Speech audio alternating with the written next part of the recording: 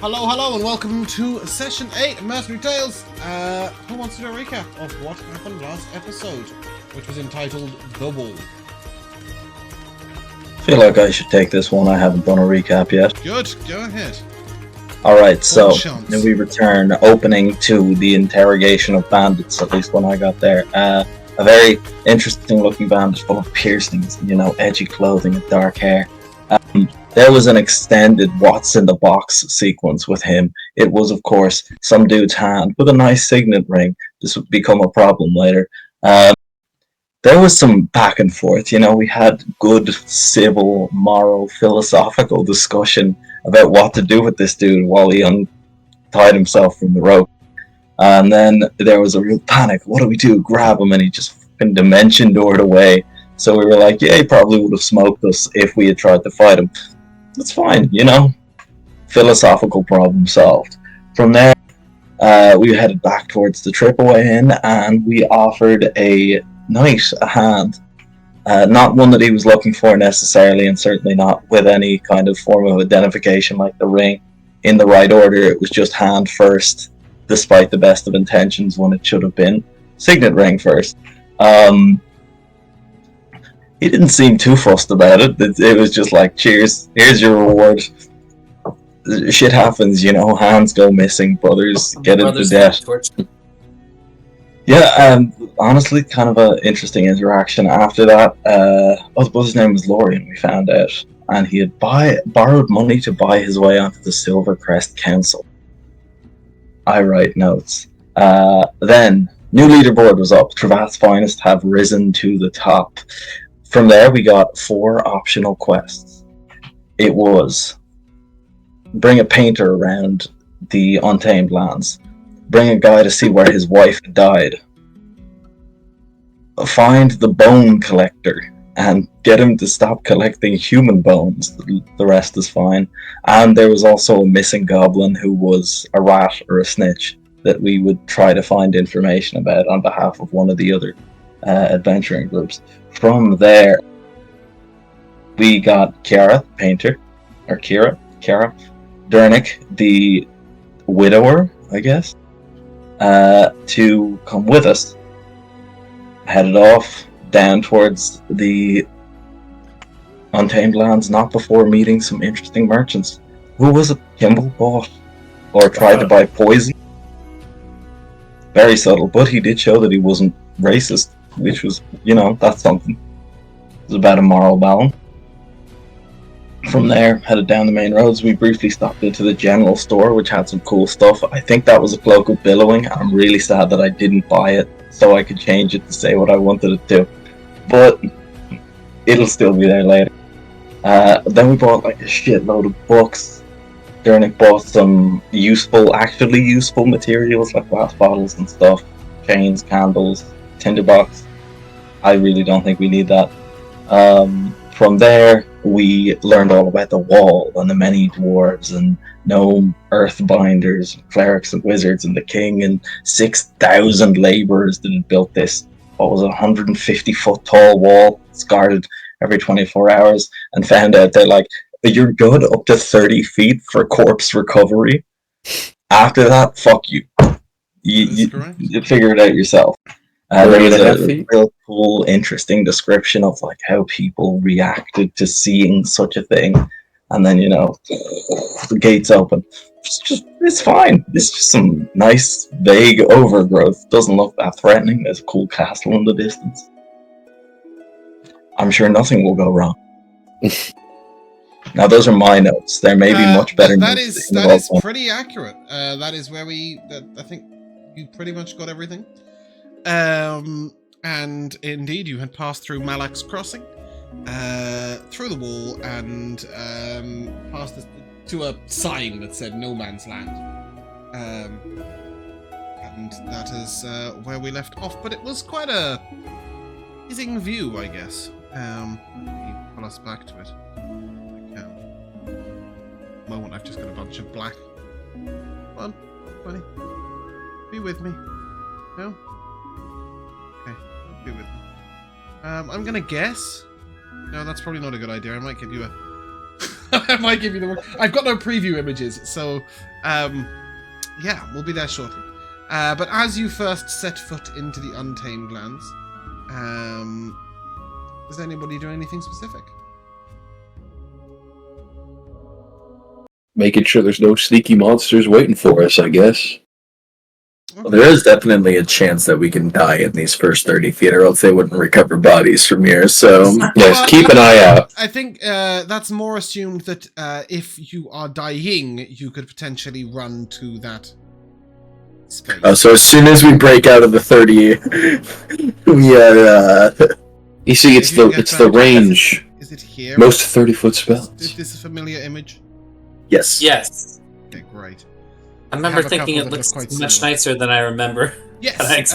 Oh, I don't actually think this is Missing a it's- castle. Yeah. There you go. That is not. There it is. Yes. That's the one. So that is the ruins of a castle. So I think who wants to earn themselves a D4? I will say not Kian, as you're have already earned one for your phenomenal recap, and also you've not been around to spend any of them, so you've been practically hoarding them and have 4 of them. So anybody else able to tell me to whom does that castle or did that castle belong, and or why is it there? I know, right? Oh, I know. Oh, I've got 3. I've got 3 answers. Do we buzz in? Yeah. Bumpkin. Go, Bumpkin. Tell us. I remember.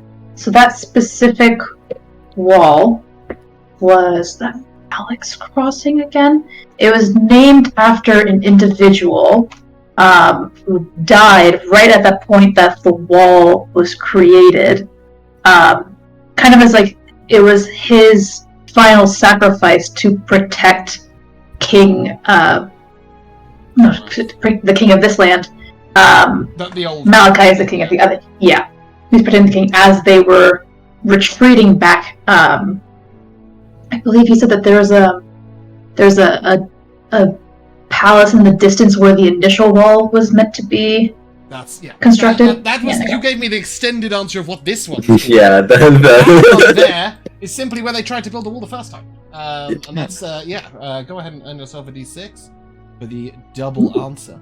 But yes, that is where they built the wall the first time, and subsequently lost it to enemy hands. It has since been torched and ruined by good people, if you will, people from north of the wall, because it had become a stronghold of goblins and their ilk.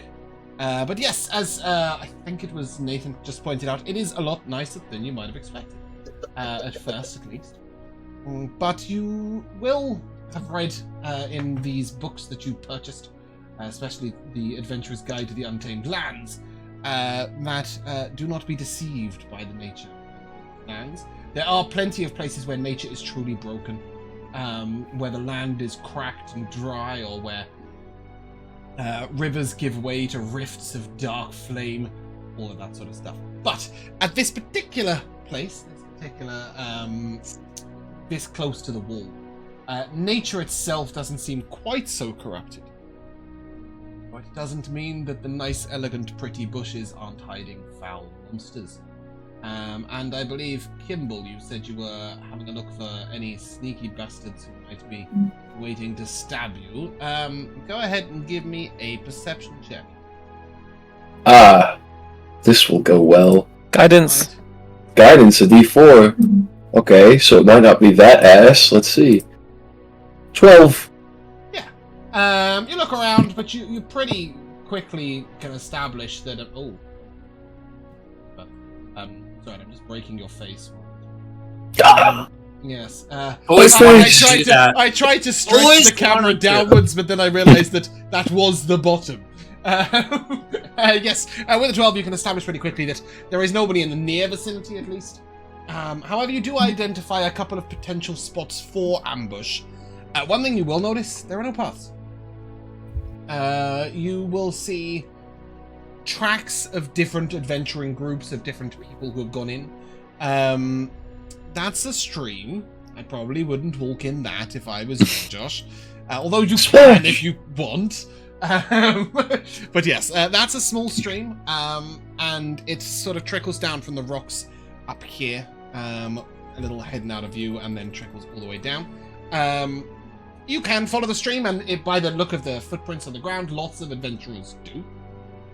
However, there are also paths over the rocks to the east and west, and the idea is, from what you've gathered, is that if nobody takes the same path, no enemies know where to waylay adventurers. Because there are no guards to keep these paths safe, and there's certainly nobody to pave the land. So your choice of direction is up to you. I will very briefly pull us to the map. Yeah, I was about to say we had a map. We want that shows to where go west, I think. Yeah, so to I a have specific location. Marked Dernick's wife on the map. Just here. You said 2 specific locations. No, we just need the one. Just Okay. one. To a specific location. Oh, right, okay. I thought somebody said 2 specific locations. I was like, shit, I don't know what the other one is. So, obviously, you're at Malgut's Crossing here. And it's there. So, Just shy 200 miles. you could go south and then... Yes, exactly. Just about... I mean, if you were to go in a direct line as the crow flies, you could get there in 194.3. That would be a sort of 10 to 12 day journey. If all was exceptional and you just kept walking and nothing waylaid you and you didn't camp So- or rest or anything. So last time you said it was just over a week, because I know the painter doesn't want to be gone more than a week, and it was like going to be like a day over. But if it's She had agreed. So it's in a perfect world, you could get there in 8 days, but it would have to be like there and back into the 7.5 days. But it would have to be the perfect world. I would expect 10. She, having, if you remember, got quite caught up in the romance of it all, and said she was quite happy to extend her journey if it was for such a good cause.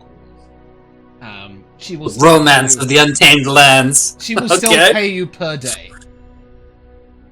Hey, Sweet. we worked a little extra for ourselves. I huh? like those kind of clients. Well, yes and no. The only thing that is worth mentioning is that she will only pay you on her return. She's alive. For 2 reasons. The first is she didn't bring the gold with her. And the second is Smart. that she needs to be alive at the end to pay you. You know, convince you not We to get back at level 5 and we revive her. throw it in. So that's how the Yeah. map looks. You do know that you could technically walk all the way along the wall to Westfort. Westfort That's not a is bad sort idea. of a lesser entrance. In D&D terms, you probably won't get much XP hugging the wall like pussies. But you In will D&D make, terms, of you course. will make good progress. So, I don't Okay. know, that's up to you. I mean, will if say, we were though, that gonna- the if we wall were gonna is do built that- on a hill, so you will be sort of like edging along. If we were going to do that, we might as well just go back in through Malgat's Crossing, You cross cannot And then just behind go up the it. wall. You cannot pass into the Untamed Lands through Westfort or Eastfort. They're just like Oh. They strongholds. are manned on the off chance that somebody attempts a sort of invasion over the wall. But the only entrance at Westfort, despite the deceptive image, you can't just show the back of a fort. The only entrance is on the wall side.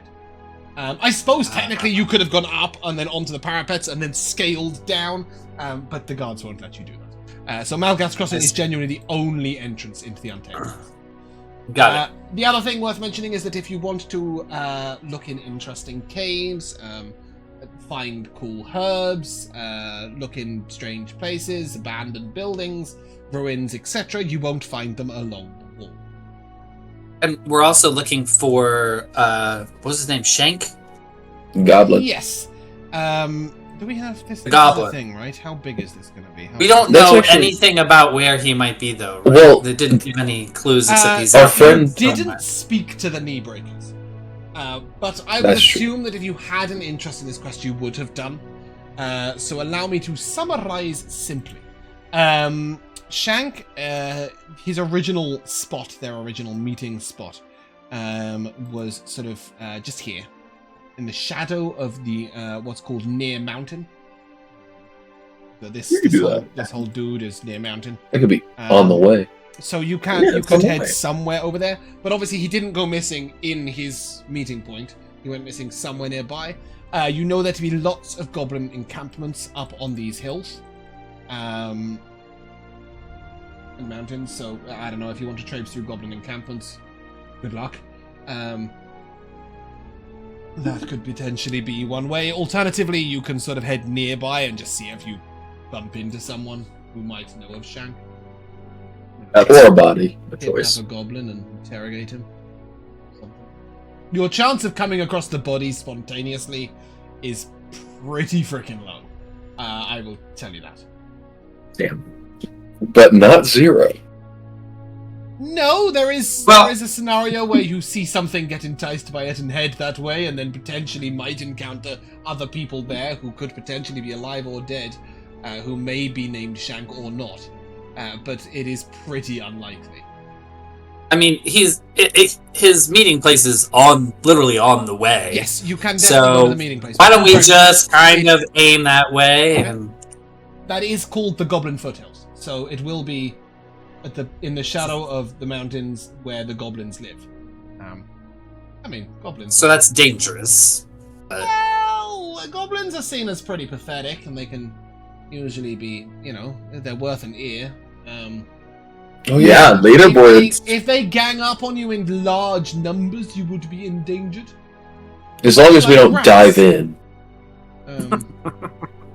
It's the number of enemies that is the fear. 1-to-1, any one of you, depending on their Just destroy a range, goblin. away from you or close to you, should win a fight with a goblin. If they start in melee range, Finn might have a bit of a fight in his hands. But other than that, any one of you could quite easily take a goblin in single combat. Yeah. Cool. So you want to head vaguely towards... Vaguely southwest. Vaguely towards what is known as... Southwest. Goblin Foothills. Foothills, yeah. Okay. That.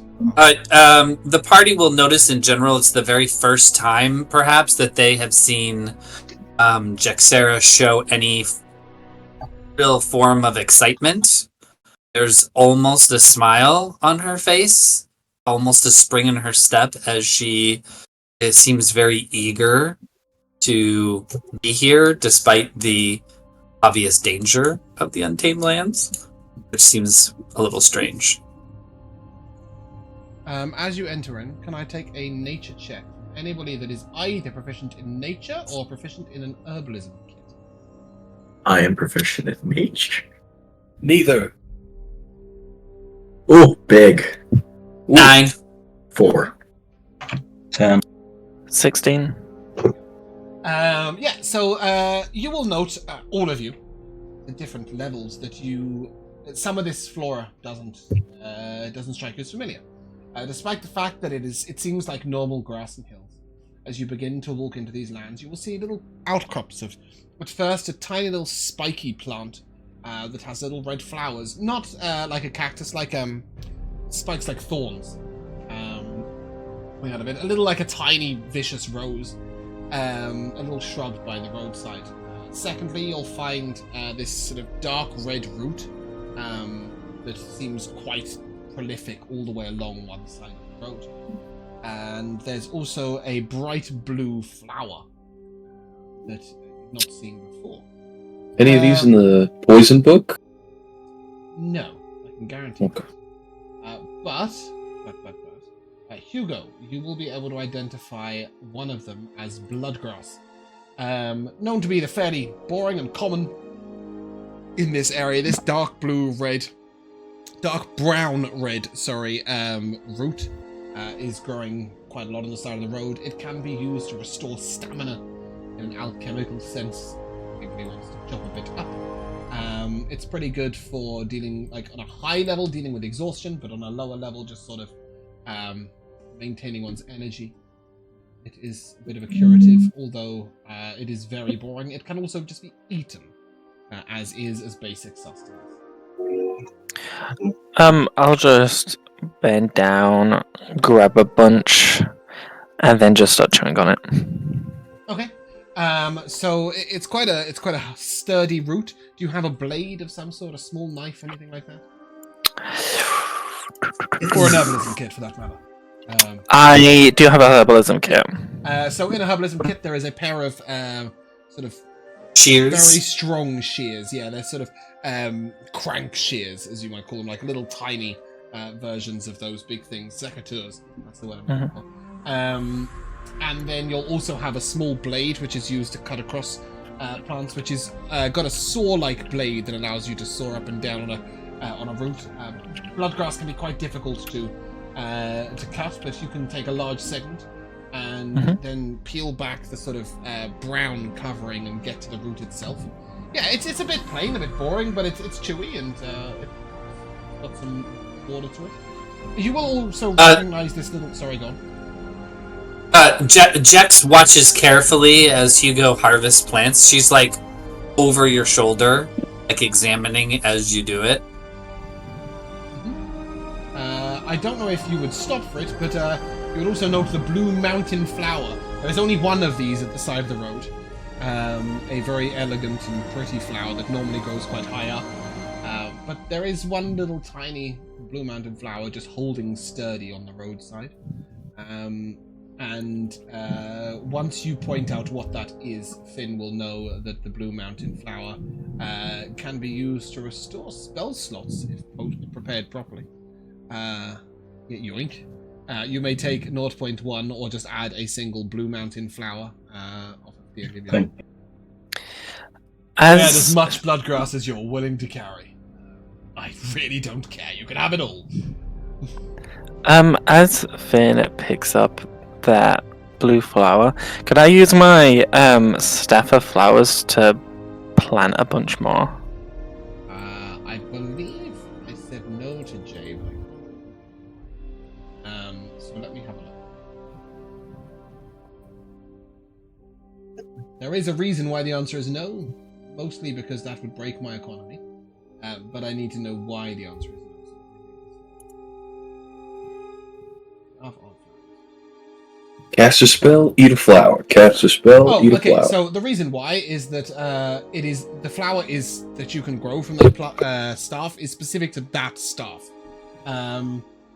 You may choose a specific kind of flower, but it must be harmless and non-magical. The flower, the magical properties of the blue mountain flower are quite heightened. Okay, then can I just grow some blue flowers? Yeah, 100%. You can grow very pretty looking blue flowers. They just don't do the same thing. Sure. Don't leave them there, Finn. Don't pick them all. He's just grown them, damn it. It's just like keep growing, grabbing. You'd know very different. There's a big difference between these little sort of blue, vibrant flowers that he's one, and that sort of large leafed, almost poppy-like. Almost pansy-like blue flower. That's a shame. Yes. I mean, I would try and make them look the same. Mm-hmm. You can get them similar, but there's a sort of inner vibrancy to the magicalnesses of the blue mountain flower.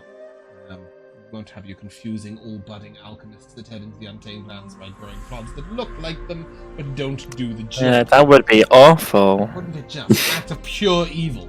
Anyway, as you pick this single blue mountain flower, you will also notice the spiky red plant. You don't really know what it is, but you can note there's quite a few of them growing on the side of the road. Anybody wants to poke it, prod it, eat it? Poke. Okay. Do you poke a thorn or just a flower? A thorn. Love that. Okay, that's the safer choice. Oh. A thorn. It's sharp. It's not very pleasant. It doesn't do you any damage. It's only a thorn. But if you imagine, it's like you've picked up a rose and just caught your finger on it. Ooh.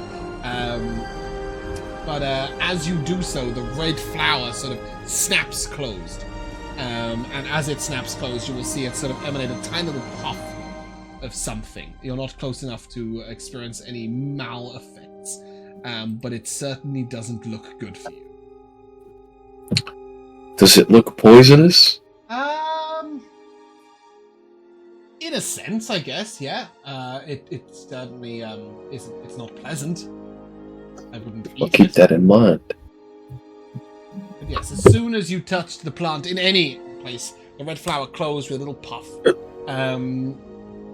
Those of you with vivid imaginations might think about what a larger version of this flower might do, and how bad it would be to step on one of its vines. Is the gas that it releases flammable? It's just released a little tiny puff. It's Oh, just okay. floating down there. If you want to firebolt it, be my guest. I do, yeah. Yeah, you can firebolt it, 100%. You put your little firebolt into it, and you see that it burns a hole through the sort of vapor, if you will, like sort of like you just sort of scorched something through, like as if you'd blown a hole through a big pile of smoke. It doesn't seem to have any effect on it. It certainly doesn't catch flame. But as this stuff finally gets up towards you, it is a foul-smelling odor. It makes you feel a bit nauseous, but there isn't enough of it to cause you any. Don't use Smells like shit. Yeah, pretty much. Well, Ian, are you trying to burn down the plants? I'm just curious as per. This is It could all be new to me. Extremely And I've not read dangerous. much. It could be, but we wouldn't know unless we tried. he's Yes, got but I food. mean, if you set it on fire, there are many plants here, and we could all burn to death. But they're green plants. They don't burn. Look, and it'll just burn some grass nearby. And as exactly as expected, that little tiny bit of grass goes, but it doesn't spread at all. You do see some dry bracken and wood a little closer to a tree, and know that you shouldn't cast your firebolt in that direction. But can I have a bit of a marching order here? Is anybody scouting ahead? Has anybody got their eyes to the side? Does anybody just sort of bring up the rear? Like, does anybody see a certain role for themselves? I will be in the back. I'll be in the front. They're in the front. I will stand with the big paladin, please. The paladin isn't that big. You are taller than them. Yes, but you may stand. They are stocky, though. They do have shoulders. Yes. I'll just stand behind Jexera. Okay. So you're sort of leading the front of the main pack. Jixera, you're scouting out ahead, right? Yeah. Where's Hugo going to be? Is he going to be up with me? Where's Hugo gonna be? Yes. Imagine that Hugo is doing an S shape that goes off the path in random directions regularly. I think that Jex sees Hugo as someone who's a little more learned with the plants and fauna of this zone. She is not, and she seems like she wants to learn. So as they're going along, she's definitely gonna like be asking you questions, almost in a pestering little kid fashion. Like, what is that? What is that? How about that? What does that do? Well, actually, Jake, sorry, you know how before you said that, you know, if we came across some hills, you would roll down them with me? I do not think it would that be. right there, there's a hill. There are dangerous plants and animals in every rock and crevice here. I do not think it would be safe. Do the hills look... Is there a part of the hill that looks relatively safe? There's a bit of grass you can roll down, but at the same time, you do note a little creature darting between the trees, quite far away. It's probably only long, 6 or 7 inches in length. And you note its eyes sort of catch you a couple of times, and it darts onto the next tree. It's almost somewhere between leaping and flying. See, this bit here is completely safe. And you made a promise with me. I do not believe I promised anything, and certainly not here. You It's never not said safe. where it had to be, you just said when we came across a hill. This is a hill. And you made a promise.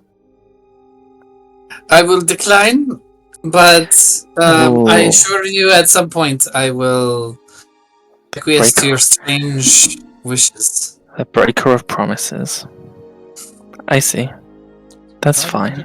As you say breaker of promises, like a pall kind of comes over her face, and she like shuts up and stops asking questions. She starts just walking ahead. Okay. And as you move ahead, Jexera, once again you see this creature dart to another tree. Does it look like a mammal or a reptile, or can I tell at this? How far away is it? Maybe only 40 or 50 feet, but it moves very fast. Is it moving with us, or like every time it sees us, it's trying to get farther away, and we just happen to be traveling in its direction? Give me a perception check. See what you can work out. Oh, it was almost so good. 13. It's definitely moving in the same direction as you, but whether it is running away or whether and it just happens to be running in the direction you're walking, or whether it is moving, it's a little ahead of you, so it's definitely not moving side by side. But whether it's just following a similar path, you're not 100% certain. I don't think she considers it to be threatening enough to like report.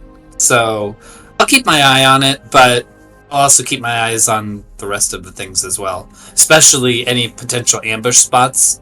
I think she's particularly sensitive for that. In this little area, there certainly doesn't seem to be any ambushed spots, so to speak. It's quite open, and the thing is, you're heading downhill, so you've got a vast view around you. There are a couple of brushes that look like they could house a creature, but don't seem to. And then after you guys have been walking for about 20 minutes, and you're now into the Untamed Lands proper, you see a small knoll, maybe 4 or 5 foot in height, and Knoll as in a hillock, yes, or knoll Knoll as in a yes, dog-faced creature? No.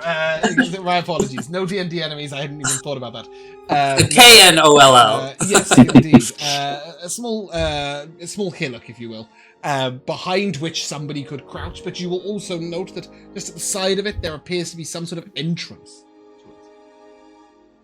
Can you describe this entrance? You can just see the very beginning of it at the moment. You would have to walk round to then take a good look at it. Oh, I will definitely do that. Cautiously, at a good 20-foot distance. As soon as you get sort of round into view, a creature sort of pushes its head out. It looks a little like a badger, but its eyes seem human almost. They're white. They're white of their eyes and they're bloodshot. And it bears this sort of snarl at you, and you will note that its teeth seem rotting and yellowed, sharp nonetheless. Its skin hangs loosely from it, as if it's ill cared. Hugo? Hugo? These, I think we should go around these. Why? Are you going to do one of your things? It does not look very friendly. It looks a little bit crazed, like those rats in the first time we fought the rats. What do we know? I mean, I know that we know that the animals and stuff like that in the Untamed Lands are dangerous and stuff like that, but have there been any, like, recordings or anything like that of animals being placid? Yeah, there are animals that inhabit the Untamed Lands that do not attack people. Mm-hmm. There are plenty of animals that are just trying to get by in a land that's tough to get by in. They're not all dangerous. So. But you also know of creatures that sort of thrive on the danger and hunt on humans. And you know of a third type of creature, a creature that's been affected in ways by the land that corrupt its natural nature and turn it into a more feral, angry version of itself. You are staring at one of those. You would know that immediately. This was once a badger and is now a corrupted mockery of its former existence. Quick question for the DM. Are we aware of what made the Untamed Lands so corrupted? Was the there magic of Malachi? Specifically, Malachi's magic is as his influence spread, so too did the dark magics that drove through the land. The very soil itself took on different colors. He grew plants that were man-hunting plants. He turned his magics on the beasts of the land. We gotta undo that. His followers. That's yeah. I mean, and you will note that. I mean, as you look around you in these beautiful green surroundings, much of the land has been reclaimed by nature. Certainly this far north, but not everybody has survived that. As this sort of feral badger stares at you again, Jaxera, it does something that no normal badger would do, and it advances. It takes sort of 4 or 5 steps towards you, and sort of squats out and pokes its head at you, and it lets out a sort of like unearthly hiss. Almost like a sort of angry undead cat. I'm definitely backing away. I'm gonna unsheath my spear and just kind of level it in front of me, just kind of defensively. I'm gonna keep my eyes on the badger as I like just slowly step backwards and away. and be like, Hugo, I really think that this thing does not want us anywhere near it. Well, do you think we should kill it? I do not subscribe to the opinions that you kill everything that you pass, unless if it attacks me, then yes, of course I will dispatch it. But it's up to you. You are the expert on the animals, so in the desert, many animals would kill you, and you kill them first. But here, I am not so sure.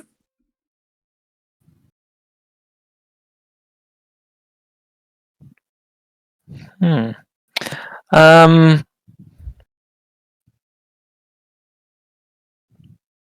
I mean, if we can walk around this creature, then sure. You But can certainly back up, but I it's think there would be an element in your head that would know that it should be put out of its misery in some ways as well. it's those human Oh, eyes. I They look see. like they're crying. No, they're bloodshot. They're mad. Yeah. Then I'll just if I know that information, then I'll just say I think it's more merciful to end the suffering. Jexer does not even hesitate. She's the spear and pulls out her bow and veils herself, draws an arrow and shoots it at the thing. Okay. Yeah. And as you fire this arrow, roll to hit. I wonder whose eyes those are. The badger. Human eyes. No, they It's look a nat a little 20. human in that they've got whites around the pupils. And nat 20. Nice. Okay. Nat 20. It's funny he 25. stole them. Yeah. And as your arrow sort of takes this creature in the shoulder, it sort of falls down to the side a little bit and sizes you up, and it takes 2 reluctant steps back. Give me some damage. All right. Do we do crit crits here or just double the roll me dice? regular damage, and we'll add the max of the die to it. It's 5 damage, piercing. Plus the 8 would be 13. Mhm. It is not bloodied. It is upset. It now regards you as not worth attacking. But should you wish to engage it in further combat, you would all need to draw your weapons. Are we fighting these things? It's just the one. It wouldn't be like This thing? Hugo said it should be put out of its misery, and Did I. you, Hugo, or did I say that?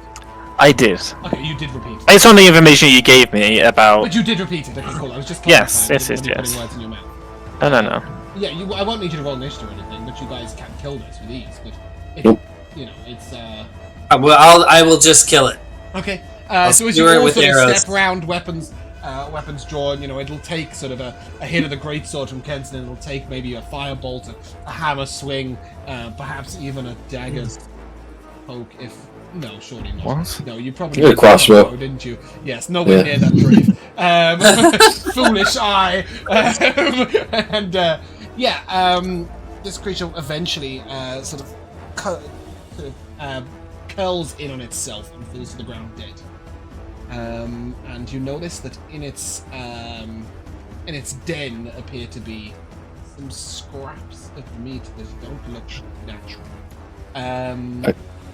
Just one thing, Hugo, as you study this creature, however, you would realize that without quite being as broken as it was, you could potentially turn yourself into something a little similar to that. You really. A dire red badger. That is it without its crazed eyes and its fallen skin. So it has a berserk mode. The creature that you just saw is sort of like was permanently in berserk. In terms of like learning how to change into these new creatures, is this like a instantaneous thing, or is this like a? I guess in some ways, like that's kind of up to you. I do think that it wouldn't be a big stretch for you to turn into a dire badger when you may have similar forms.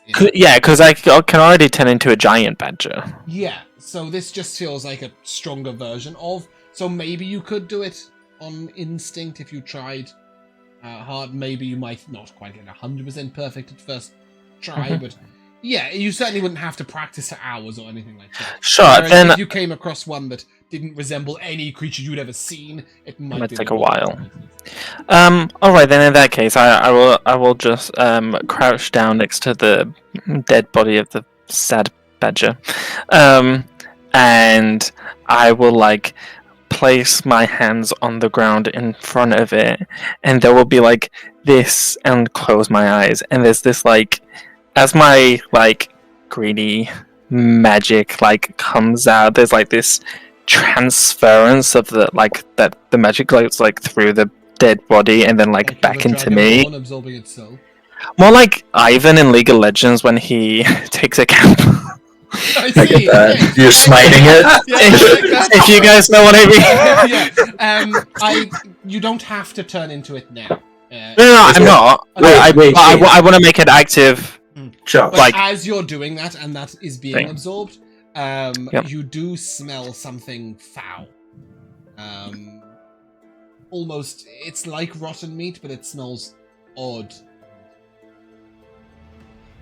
And as you look beyond the badger, you will note that there are... Check out the cave. yeah, there are bones in here, as well as bits of meat. And you may give me a medicine check. Anybody who is proficient, or anybody who has I think just anybody who's proficient, probably.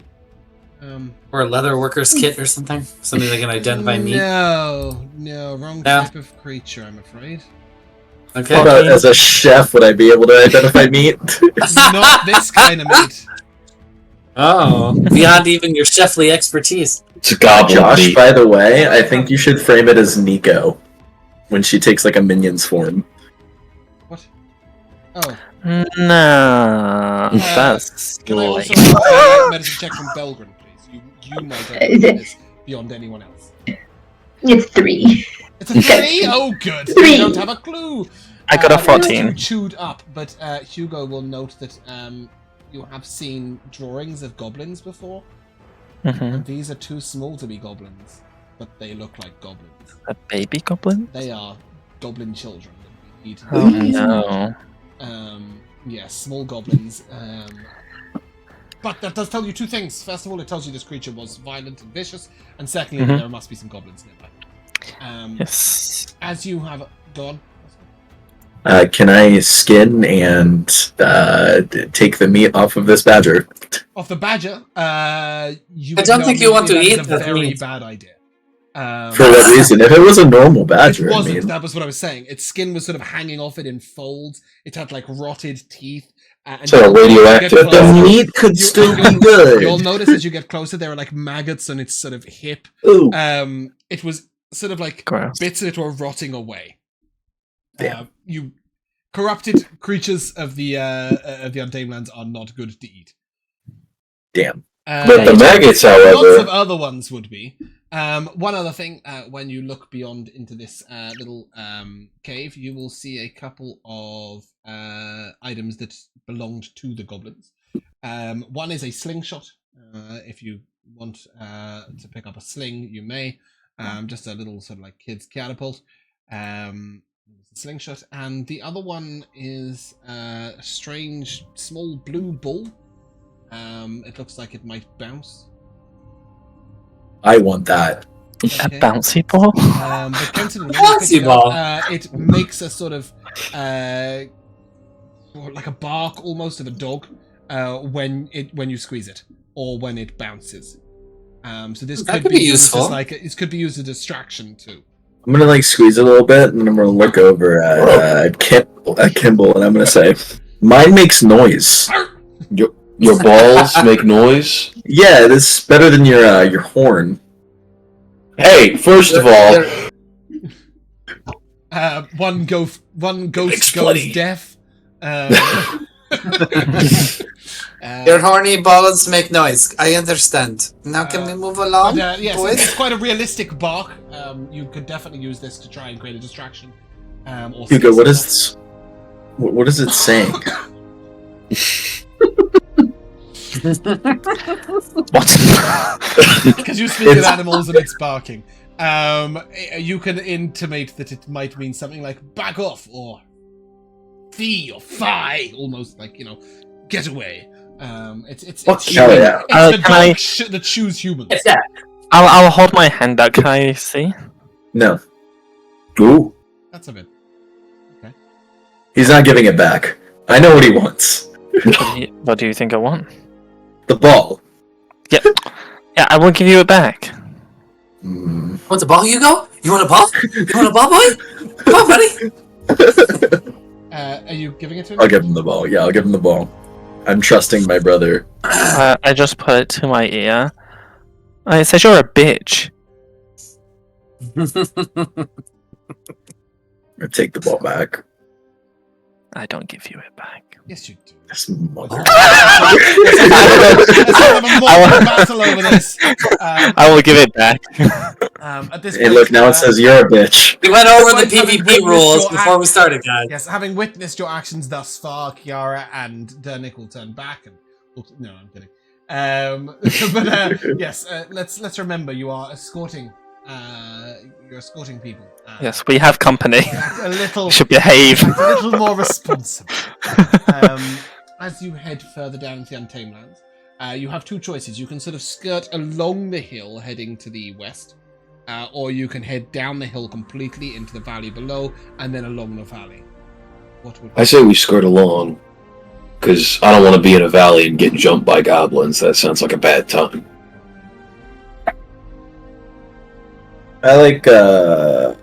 I think skirting along is good as well. It gives ample amounts of place to disguise and hide if need be. And high ground, too.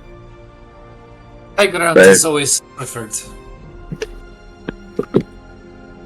Oh, Along we skirt. shit, that reminds me. Mind you what? I have an owl. Oh! It Yeah! does in fact have an owl. Can I click Oliver into existence and ask him to, circle around us and screech if he sees anything? Your owl takes flight, and within about 30 seconds it screeches once, and then it goes around to a different direction and screeches again, and then again screeches one more time, and then comes flying back to you. I'll try to talk to him and ask him what he saw. I know that he can't speak, but it's my second time using the spell. Can you see through his eyes or It something? leaps up into This the is sky again. Let's hold off on that for 1 second, and then it stops at a very specific area and hovers for a moment and screeches, and then stops at another specific area and hovers and screeches, and then another one. All three of these are in the direction you would be going at various different points along the hill or up and down the hill. You can look through its eyes if it's within 100 feet. I can, but then I'd be blind and deaf, and that's kind of scary in this context. Momentarily. Take my hand. I've got you. You know what? Sure.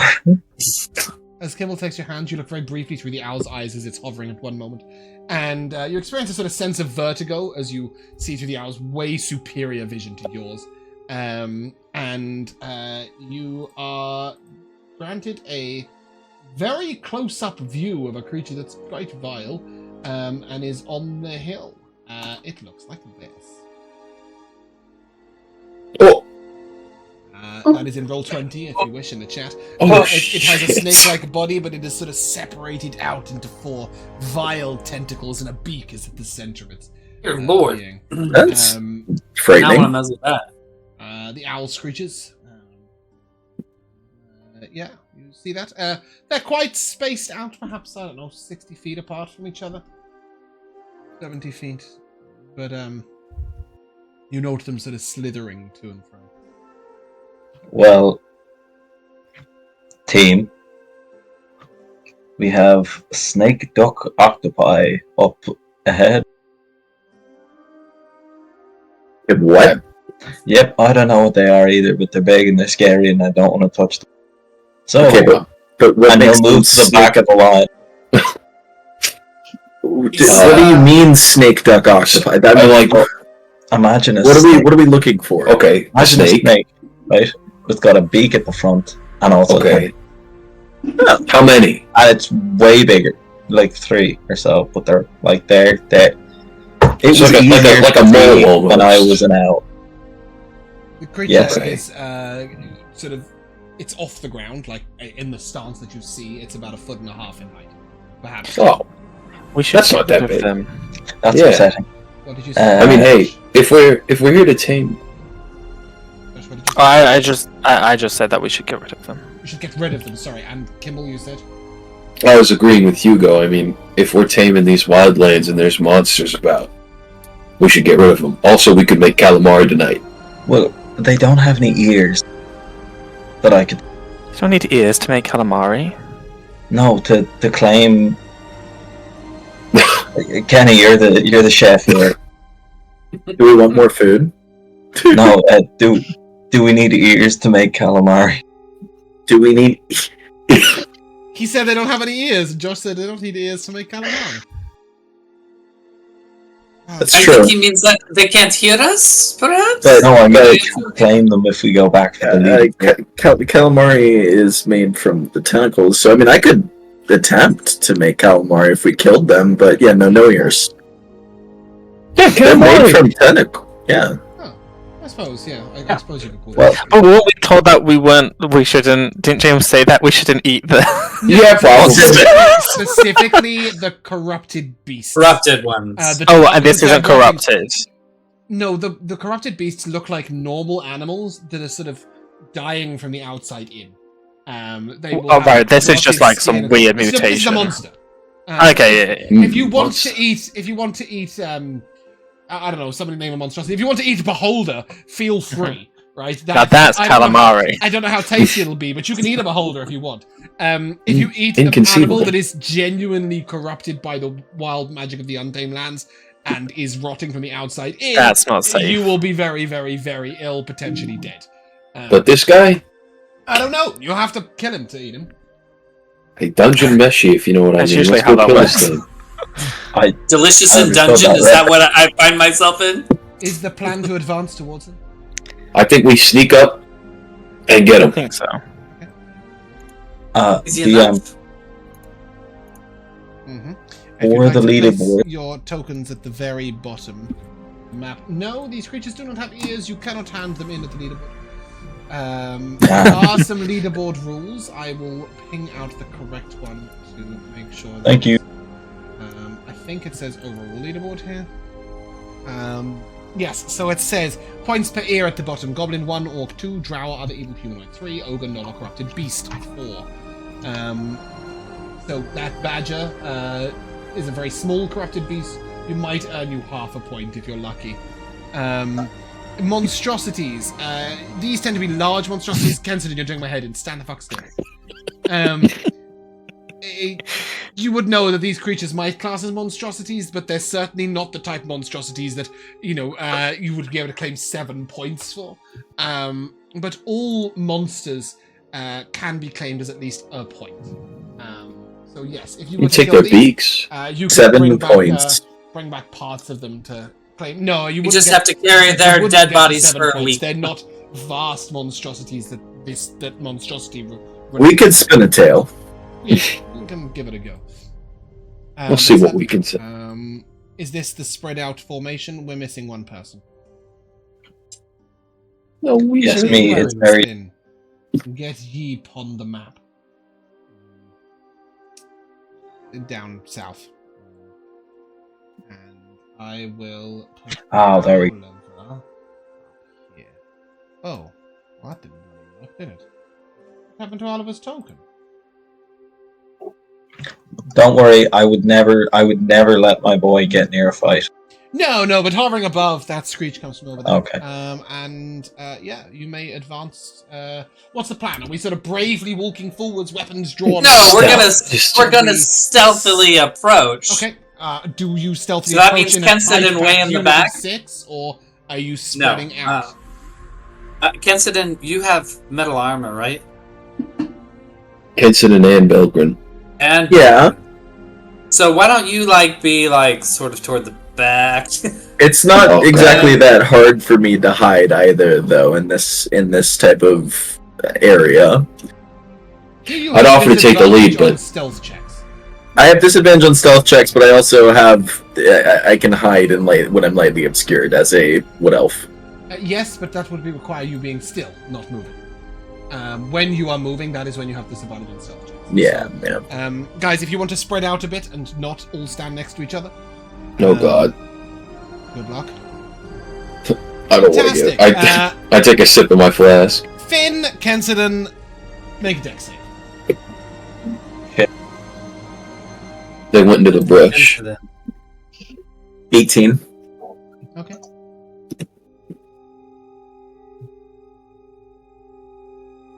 Fucking roll. Alright. Doing it, man. 3 plus 2, 5. 5. As you step onto a small piece of the brush, treading as gently and carefully as possible, there you were. Crash! As you step on a lightly obscured and covered pit, you fall 10 feet, Oh no. taking a d6 Oh, no. of bludgeoning damage. Which is a 5, you take 5 bludgeoning damage.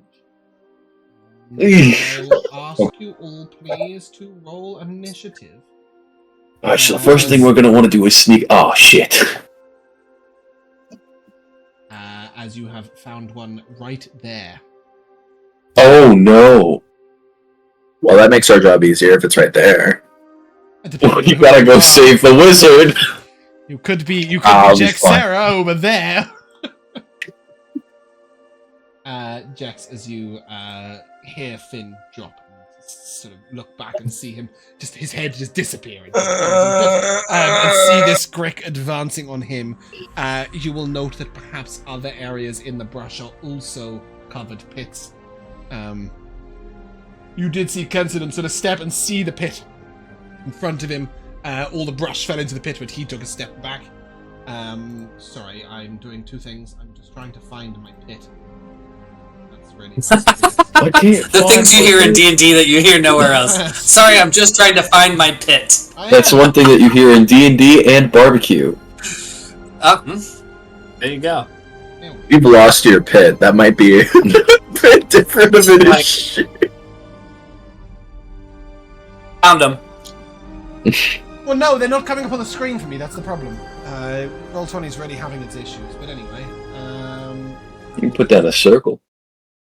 I put down a pit. I just don't know what it did. I didn't know where it went. I think it had Finn fall into it. No. Is it? Oh, I see. It should turn up eventually. In the meantime, do I have everybody's initiative? No, I'm missing Belgren's and Kimball's. Belgren, your initiative was? 8. 9.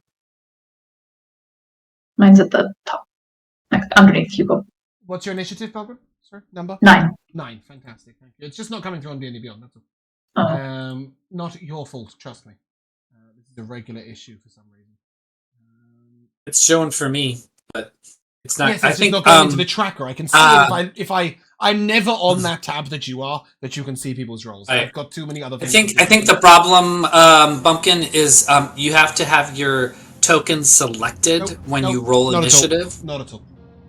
It's a D&D You Beyond. used to have to be able to. You're not rolling to the Roll20 tracker. You're rolling to the D&D Beyond tracker. So it has no concept of where your token is. It's just not picking up, and that's not. It's just a D&D Beyond issue. Cool. Jex, as you notice this happen, what are you doing? So can I look down and can I recognize where these pits are located and move safely through them? Are they obvious enough? You've only spotted the pits that those people nearly fell into. You would have to actually step right up to them first to know where the others were. So normal movement is halved in order to not step in a pit, or what's the ruling there? You know they're not on the path. You know they're in the brush. Once you're in the brush, your passive perception should be enough to start sort of like to actively look for them. Now that you're aware of their existence, you won't tread on any. That's as simple as. You just can't look from where you're standing and see one over there, right? Understood. But you certainly know that there are none prior to this spot. That are sort of like, there's none on the path. And path is a strong word, but not in the brush. Okay, I'm going to move over. Whoa, Finn fell in a big pit. Is it really that big? It should both be that big. Yes. His is 3 squares big. Okay. Good. Oh, okay, there you go. Yeah. Alright, then, I am going to pull out my longbow and try to shoot. I'm gonna call out a warning to everyone and be like, careful, there are holes in the ground. They roll it around. Be careful. And then I'm going to shoot my longbow at the thing. Okay. And it's my second nat 20 of the night. Nice. Wow. Good job. Go ahead and give us the regular damage. It's the exact same damage. 5 plus 8 is 13. Like that. So she looses an arrow. It like strikes the thing right in the center of its mass. Its tentacles sort of spray, but it makes no, or like splay, sorry is the word I was thinking of. But it makes no sound at all. Okay. I mean, that's a good thing. We don't want it to do anything else. Whoops. I did not want to do that. I clicked that by accident. I wanted to look at the spell. I'm not gonna do anything else with my turn. I don't think. I don't have a bonus action to use. Okay. The creature is going to drop down on Finn. And Oh no! does so. Finn, it will attack you with its tentacle. Okay. Miss. That's a 10 to hit. Yay! This is shockingly. Nice. And then it's going to sort of wrap itself around you in an attempt to constrain you. Go ahead and give me an athletics check. Okay. You'll be fine. Fear not, I You've rolled got like this. shit. But you do have the strength of a flower. 2 is a lot less than 8. So you are grappled. Yep. Whilst grappled by this creature, you are restrained. That's fine. Finn, it is restrained your with that. turn, however. You're in a pit, wrapped by one of these horrible creatures, and it's just turned its nasty-looking face, and its tentacles are splayed right in front of you. And very eerily, Finn, you will notice that it is not breathing through its beak or through its tentacles, but through little gills just behind its tentacles. You just see this creature's neck just side. Rick's really giving us the business. It's only screwing with Finn. Really. A quick question: Is Finn grappled or is he fully He restrained? is grappled, and while in that grapple, he is restrained. Okay. That's bad. Ooh, yeah, that is. Oh, that's really bad. I'm not gonna fight this thing. You can try to break out of its grip. It's not going to sign a peace treaty. No, I'm not gonna fight this thing. He'll, fucking reach down into his bag, pull out some wire, twist around his finger with his teeth, and say Solace, and shoot a little ball of light out of it, and cast Summon Wisp. Ooh, that would be a second. That's fun. It can fight this thing. I have these. Summon Wisp? Is that what you said? Yeah. Oh, that's Is it summon rough. 1 right now? Or 2? Just one, yeah, at this level.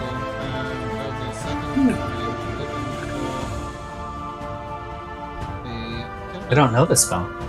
no, it's on. It's pretty cool. It's to give Conjuration Wizard something to conjure at level 1. Pretty much. I'd love to know which of these items to give you, but I honestly can't see anything right now. I've just got no preview images of anything, so I will give it to you as soon as it fucking turns up. In the meantime, it will go immediately after you, so any bonus action on your part? No, don't have any. So, I've already rolled for it. It attacks, got a natural 1, so it misses. You do have bonus No, I do not. Your group do. Yes. So you would have access to them. If I'm gonna you hold off any for now. points, need to drink one of those potions of normal healing. I may later, but I'm gonna hold off for now. Cool. It attacked with a natural 1, and that concludes yours and its turn. So, Belgrin, your friend has fallen in a pit. But as you turn towards him, I will take a perception check. Well, that's a 1. Cool. Okay. That's a second Oh 2. no. You see Finn in the pit. Well, you see Finn not in the pit, but you see Finn where he was and the pit in his place. Finn in a pit having a fit.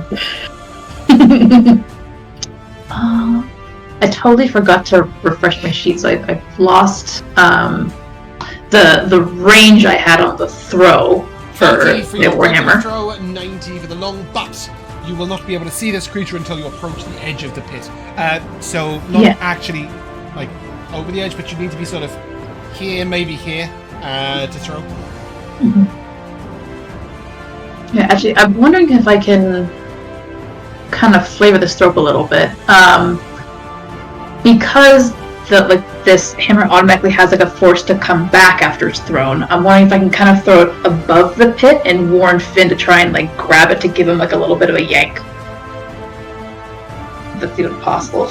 I will say that this hammer magically reappears in your hand. It doesn't. Oh, it's not just like a. It's a. No, it's not gonna. It's not gonna turn around and boomerang back because whilst that is super cool, it would be super broken. Yeah. Would also do be exactly what hilarious, you suggested. So instead, you can also drop drop allies off at certain places by throwing a hammer with them holding on you. That's a good point. So it will just arrive, and once it strikes or misses, it just magically reappears in your hand. It just grab it and it disappears from his hand. Yeah. Exactly. All your hope are gone. So Thank you. You should step to the air, step a little bit closer. You might be able to throw it at the creature. I will say to all of you, as Finn is desperately shouting from this thing, that you get the impression that if you hit it hard enough, you let him go. Oh, well, there's one thing I can try to do. It's hit hard on this thing. So yeah. So it was 5, 10, just 15. Yeah, I'll go up to. Was it here or to here was still safe? Before? That step there. You will also note that there don't seem to be any more pits close to you now that you're aware of them. Oh, okay. So that was 20, I think. Nice. As you Go. sort of. Oh no! As in like 20 feet of movement, not 20, not 20 to hit. Sorry, 20 feet. I should have prefaced. So yeah, now I'll from there I'll try to make a hit. Okay. Wisp. It hasn't appeared to me, and I don't know what Roll20's problem. It's here for us. It's just Yeah, I popped know. I in. just don't know what Roll20's problem is for me. Like I can't see anything until moments after. Give me some damage. Okay. How much health do your wisps have? They have the stats of a flying sword per this. So 17. Hey, That's more than me. that's more than me. It's a beefy wisp. That's Yep. wait, that's more than me. That is less than me. Oh, okay. So let's see. It was a. Ew. No, All right. So it was a 21 to hit, Yeah, 21 hits. and that was it's D plus 3. It's 8 points of bludgeoning damage. The creature is wounded. It doesn't let go of you. Bastard. It doesn't let go of you, Finn. Yes. There it is. Does that conclude your turn? Yeah. I'm not gonna do anything with that bonus action. Good. Kimball. Dropping out Oh. the tree behind you. And launching Wow, why is it always dropping behind me, man? At you. It sort of contorts in the air and then snaps down at you. I tried to stay away. That might hit. That's a 21 Yeah. to hit. I don't think I have uncanny dodge yet. Yeah, that hits. Good. You'll take Warhammer. 13 slashing damage. oh my god. Oh! And then it's Ow! going to wrap itself around you, but not contort you. As its tentacles pull you in, its beak is going to take a bite at you. Oh, it's still going. Oh yeah. I might go down. That's a That misses. 13 to hit. As it bites at you, you just sort of wildly lash away, and just about avoid its bite. Kimball, it's your turn. You are not grappled or restrained. That mysterious poison I was given, is that a bonus action to apply? The black ichor. Bear with me a second.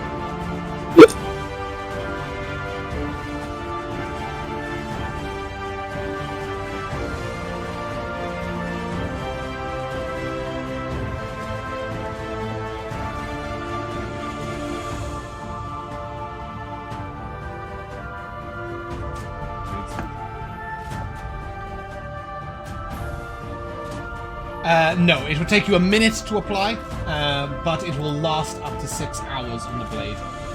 I should have applied that when we fucking saw the things. Sorry, I should have. It's my bad not giving that information. No, you're good. I'm gonna scream very weakly, and then I'm gonna stab it with my Colt knife. Okay, okay. And that's gonna be 21 to hit. That'll hit. No sneak attack. Just dagger damage. A d4 plus 4. It rolled sneak attack, just ignore that. So the total damage is just gonna be 5. 5, it should be. Right. You got a 4 on your d4 plus 4 plus the 1 necrotic. Oh yeah! There's a cultist damage. Sneak attack damage was I only forgot about that. The sneak attack damage is ignored because he doesn't get sneak attack yet. So 9 damage. I forgot I did necrotic. That's pretty good. Okay. Any bonus action from him? Cry. And that'll be my turn. You want to cry instead of disengaging? Oh, I have cunning action! Wait, I'm restrained, aren't I? No, I did say it did not restrain you. Oh, okay. Instead of restraining you, it tried to eat you. Okay, hi. I'm new to rogues. You got eaten.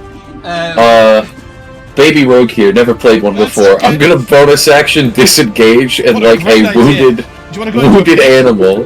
Yeah, I'm contemplating it actually.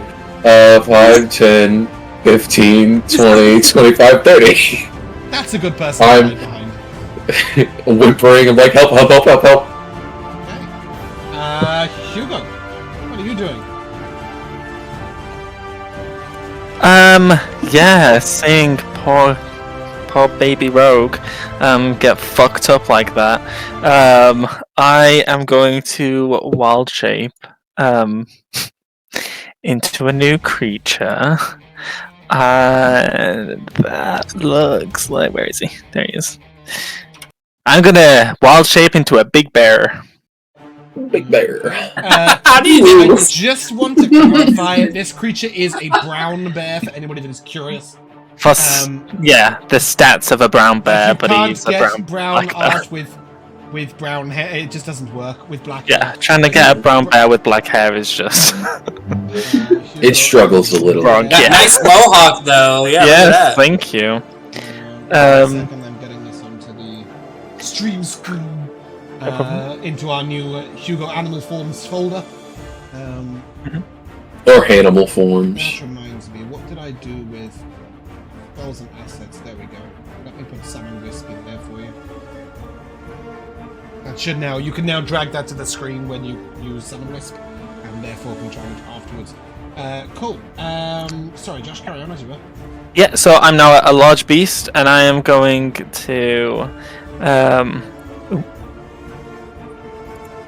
and I'm gonna go all the way over there, and I'm gonna multi-attack first with my claws.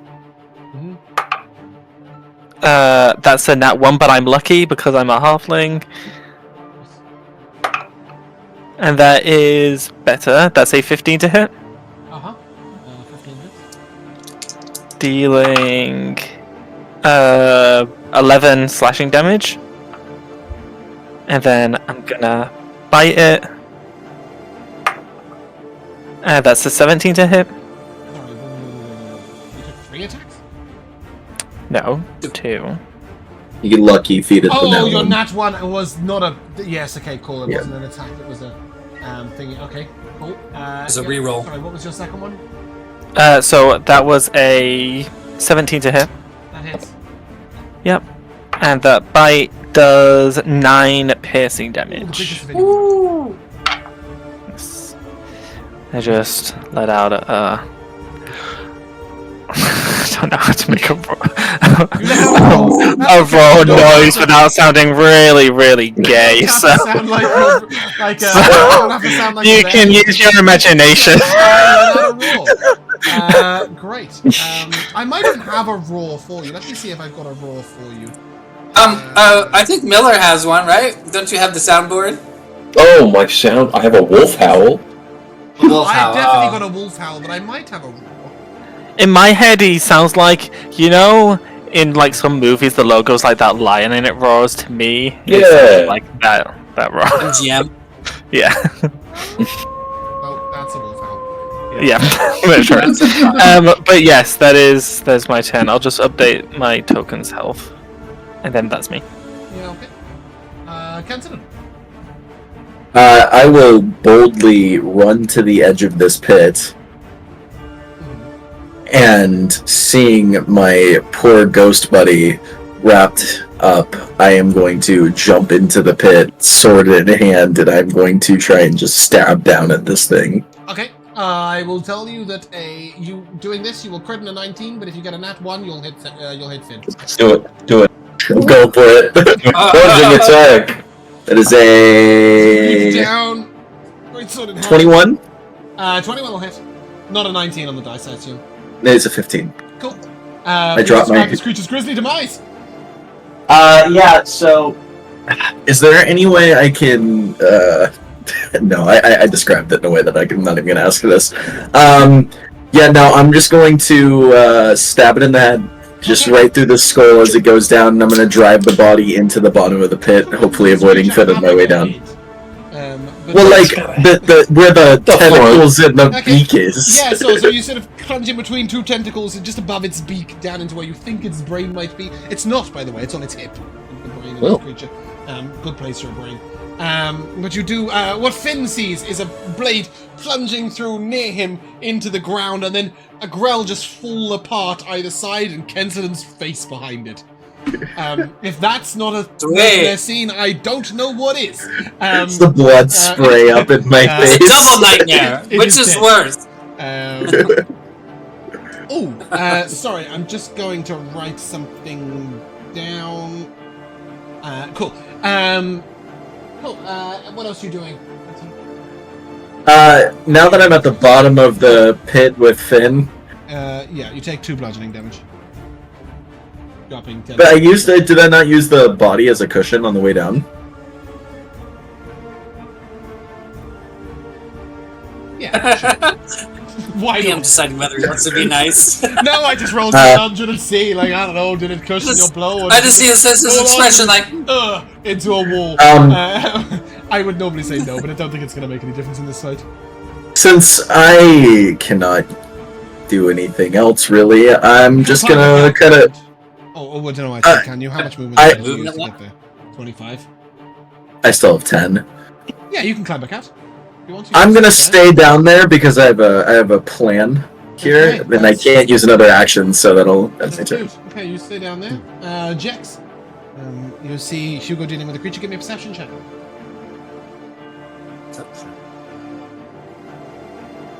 that's a 13. Okay. Cool. Is that it? That is Hugo being a bear. Definitely. Oh, that is it. Yeah, I see Hugo there, no problem. Yeah. Jaxera is more focused on Kimball though. She looks behind her and just gives him, even though she's veiled, she just the most scathing look. She just shakes her head and she says, "Is it not possible for you to not be critically wounded at every time something even slaps at you?" He doesn't know how to respond. He's just dripping blood from his face. She just shakes her head and she moves forward to engage this thing. Wait! Okay. My protection! Go ahead, Jex. Give me a attack roll. You will have a plus 2 because you are with Hugo. As she's moving across, she's going to switch weapons, stow the longbow, and pull the spear out, and attack it with the spear instead. 22 to hit. She does 11 piercing damage. 22 hits. Yeah, as you strike into this creature, you catch it right between the eyes, and it is dead. That she jams it through the head, pulls it out clean, and then just gives Kimball one last look over the shoulder. Her look just says, "That's how you attack and kill something." He looks a little embarrassed. Does that conclude your turn? Yes. Are there any more threats that we are aware Not of? that you can see or could see. Yeah. There's another one that comes? You couldn't see it at the time because with the 13, but it launches itself out the tree at you, and you're gonna see it at the last possible moment as it arrives on top of you. One of these days, we might think about how Jexer could have taken alert. A lot of stealth. The creatures can still stealth, and But you can't be surprised. You can't be surprised with alert. But you can still not see a hidden enemy. We'll see observing. What I will do is I will use my bonus action to spin my spear around myself and give myself an extra AC. Okay. Until the beginning of my next turn. Yep. And then this creature is going to come at you. But roll like shit. Okay, cool. That's good. She evades it, looks back at Kimball. You shouldn't have looked back. So that's a 21 to hit. Ah! Shouldn't have been an advantage, the second one. It's a 21, I am assuming, does hit. 21 definitely hits. Okay. Mm-hmm. So you will take 11 piercing damage. Slashing damage. Hey! And as it latches onto you with its tentacles, it's going to pull you in for a kiss. But I don't think I can... Ooh, an 18 might hit. 18 does hit me.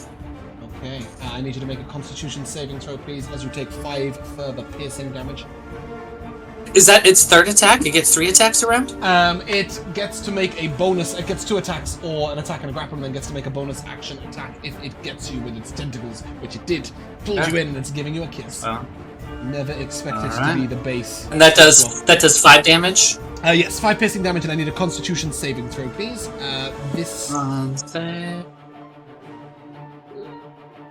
Yeah, I don't think there's anything that you could possibly have that would give you advantage. So just a straight roll, please. It is being put when I click on it. It's just showing me what Constitution saving throw means. Let me reload. I think now is time for Kimball to start giving scathing looks to to Jax. How'd you feel? How the tables have turned. 21. It feels okay. There's this sort of moment where this numbness sort of sets through you, and then you just shrug it off. You're battle ready. You're not going to give in to such stupid things as paralysis. Finn. Oh no. What are you doing in a hole? I'm staying there. First and foremost. You might. Turn to Ken. Thank you. That was terrifying. What's the light situation like up there amongst the brush and bushes and stuff? Is it bright or dim? I would assume still bright. No.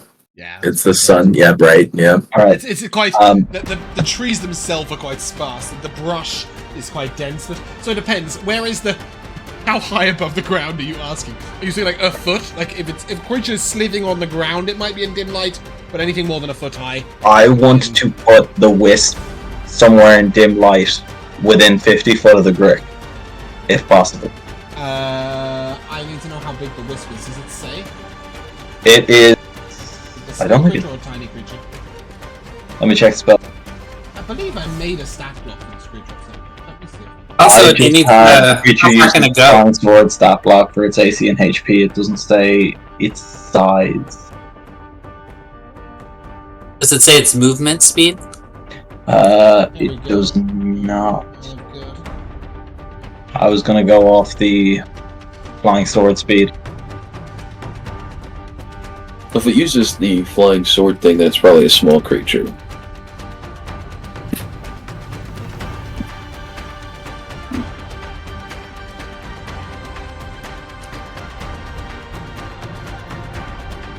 Yeah, so it's a small creature, so no, you won't be able to put it in dim light, I'm afraid.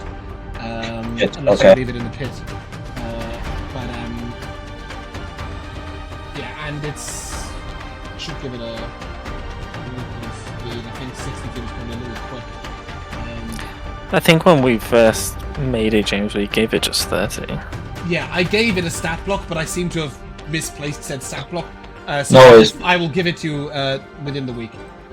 It's not a big deal. I will go into classic camouflage mode. Go down, curl up, wrap his legs in his hands, cast minor illusion, so a pile of dirt covers him. I love that. I wish I could do that right now. And there's just the faint sound of crying. As he assumes hidden mode, Belgren, what are you doing? Oh wait, can I get my wisp to attack it? What's its range? Its range is... Doesn't say, does it? 30 feet. It doesn't say, it just has a 30 feet range. movement speed, 30 feet range. So I think, yeah, if you put it there, it will be able to attack. Go ahead and roll Sweet, it. thank you. Does not gain from flanking. 15 to hit. But a 15 will hit anyway. Nice, give me some damage. 2 points of damage. Nice! Huge! Belgren, what are you doing? Severely damaged. I think seeing this random exchange that Jexera and Kimball keep having with glances, I'll walk over to Kimball and give like a little hop and like kind of take his cheek and like push it a little bit, and I'm just like, now is not the time. 5, 10, 15. I'll go just in front of. I'll basically just replace Jexera with this. a new boulder to hide behind. I'm enjoying it. Mm-hmm. And I'll do another. Oh, son of a I'm bitch! kidding, I literally just copy pasted that. Yes, Belgren, go ahead, roll to hit. Alrighty. 24 No, that to will hit. Sunder its existence. Yeah. Ta-da! That's 10 points of bludgeoning damage. Nice, creature's wounded. That concludes your turn. Yes. Okay. Meat. Sorry, Kimball. What are you? What are you doing? I'm just a piece of meat. You are to them, and not I much pointed- anymore. As half of you's hanging off. Point at this fucking thing and said, "Man, I fucking hate animals," and I fucking shoot it. It's really not an animal. It's a monstrosity. I'll have you know. Yeah. Go ahead. Roll to hit. You will get. Natural He 20. doesn't know the difference. So Kimball with malice just boom obliterates this thing. I don't know. You might not. Well, it's Has gonna be advantage critical. of 3 hits. So. I do need to know, do we do the full buffet for sneak attack as well, or is that fully rolled? So what you do is you roll all your damage as if you didn't crit, and then we add the max on all the die you roll. So Okay. I believe it will be whatever you did in damage So- plus 18. Is that correct? So it's going to be plus another d6, plus another d6, so It's plus 12. 20. 20. 26 should just about cut it. Yeah. It will indeed. That's a hell of a good hit. Fuck worms! Boom. And as your bolt sort of takes it through one side of the neck, and just comes out the other side, the creature just shudders down to the ground and dies. And much to your pleasure, its gore and ichor is just splayed over Jexera's body as it goes down. Thoroughly Thanks. deserved. You guys get 20 XP for killing a dire badger about 10 minutes ago. And then I will tell you how much XP you get from this combat subsequently. So, Yes. 25. So I'm gonna reach down at this newly acquired pile of dirt next to me, and then I'm gonna throw it out of the pit. Yeah. Thank you. And then I'm gonna do the same with the body in there as well. Yeah. That will give you 105 experience points. Oh! Whoa. Level 3! You're level 3? Nope. No way. No. Yeah. No. Oh no, you're right. We're very close to level 3. I thought you had like 500 experience points. 105, No. did you say? Yeah, 105 for this. 105. So we're at We ended last 86. session at 7:35, 860. and then with that we're at Jesus, that puts 860. you quite close. Okay, cool. Yeah, Yeah, but like 40 a goblin comes near us and we're gonna level up. No, Yeah. one goblin, I think one goblin gives you 4 XP each. That's the math. Okay, It yeah. really is. Hey, so 10 I'm gonna raid a 10 village. goblins. Yeah, so I'm gonna throw Finn out of the hole, and I'm That's gonna all. throw the snake body out of the hole as well. You will not be able to lift the snake body out the hole. Why do you I'm want gonna sit the down. snake Really? body out? Yeah, so when it's just got its neck above the ground, it's 1.5 feet in height, but it has like a whole spiral tail, and it's thick and meaty. You go to lift it, and then at first you're expecting it to be like liftable, but you then go to lift it, it's heavy. And as you do this, as you go to lift it up, you'll realize that sort of tentacle material is all the way around the inside of its body. It's got this sort of like really muscular carapace, which is what is allowing it to launch itself through the air.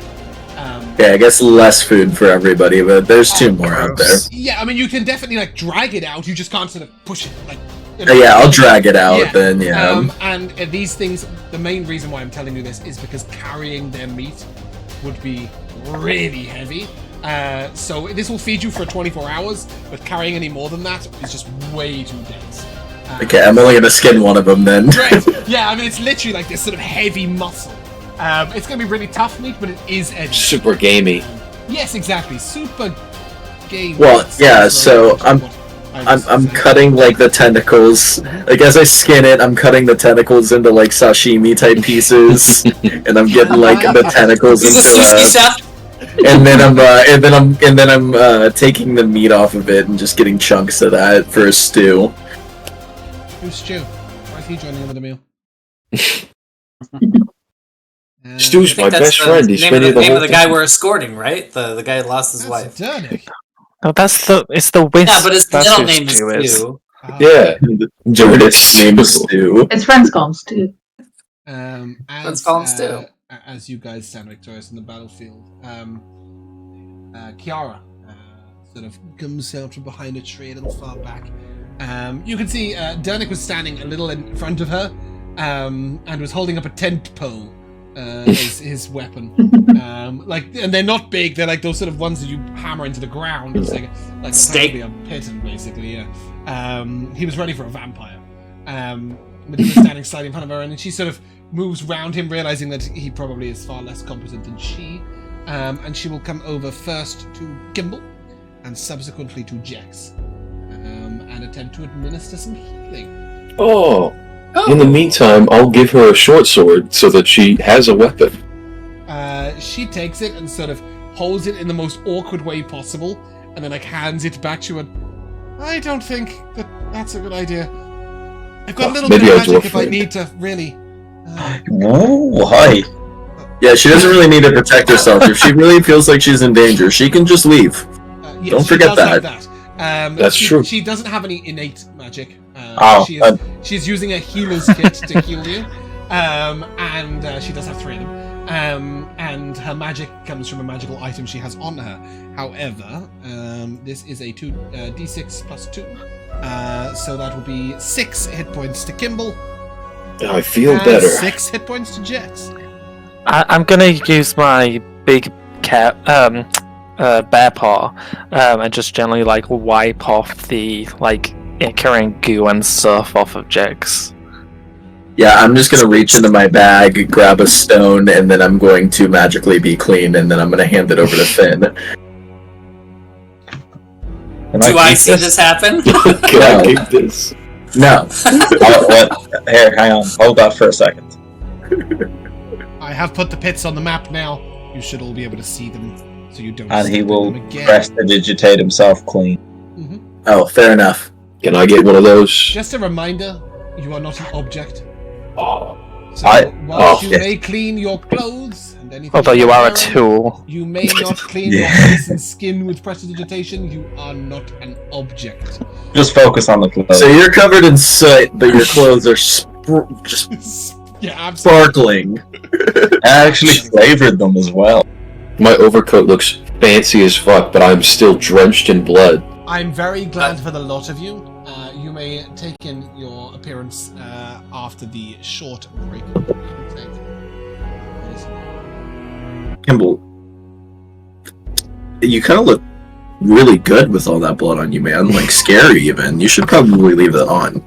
Yeah, no, it's not. If it's the fancy jacket, then did you not just see Kian? He cleaned himself up real clean without getting all that soot off his face from the hill. Oh, sorry, Ben. You swapped it. He cleaned my my leather coat for me. It's just it's a little. Yeah, just wipe the blood out of your eyes. I think I got it in actually. No, that's. Does anyone have like a wet cloth? Oh. Maybe you should consider wearing a veil over your face. It keeps it more clean. Over my eyes, so I can't see in battle. You want me to wear a veil over my eyes? You like Tinker? Do you not have any like eye protection? Oh, Not I pull out a pair of goggles. Not really a thing, I will say. Okay, I'll invent them though. Sure, obviously you don't have clear plastic. Glass is available, but it is quite expensive and it's not very strong. Wearing glass lenses over your eyes in combat is a terrible idea. Better blood than shards of glass. Yeah. You know what you've just inspired me. You know what I could make? I've just gotten an idea for a glasses-like structure that goes over the eyes, but like a helmet's visor, it's poked with a bunch of holes over a sheet of metal so you can see out of it. That would be really good for shooting out of your crossbow. Your vision would be completely obscured. No, see, it's got a bunch of holes in it like a helmet's visor so you can still see through it, but it protects your face. Yeah, but still very narrowing of the vision, wouldn't you think? If you just did that, right? So you just got an eye hole and then the rest of it's covered. Wouldn't that make the blood drip like more into the eye? Listen, it's a visual concept right now. I'll tinker with it. Maybe I'll find a different material. I could work with some. I don't know what plastic is. Is this more so for your tinkering, or is this more so for like probably for protection in battle? Yeah, okay. Because I look at that as you want to protect the eyes, not leave slits where your eyes are if something explodes. No, I'll figure it out. But yeah, we'll workshop it. Yeah. Let's. I'll invent plastic. Can I take a D10 from Kian, please? Of course.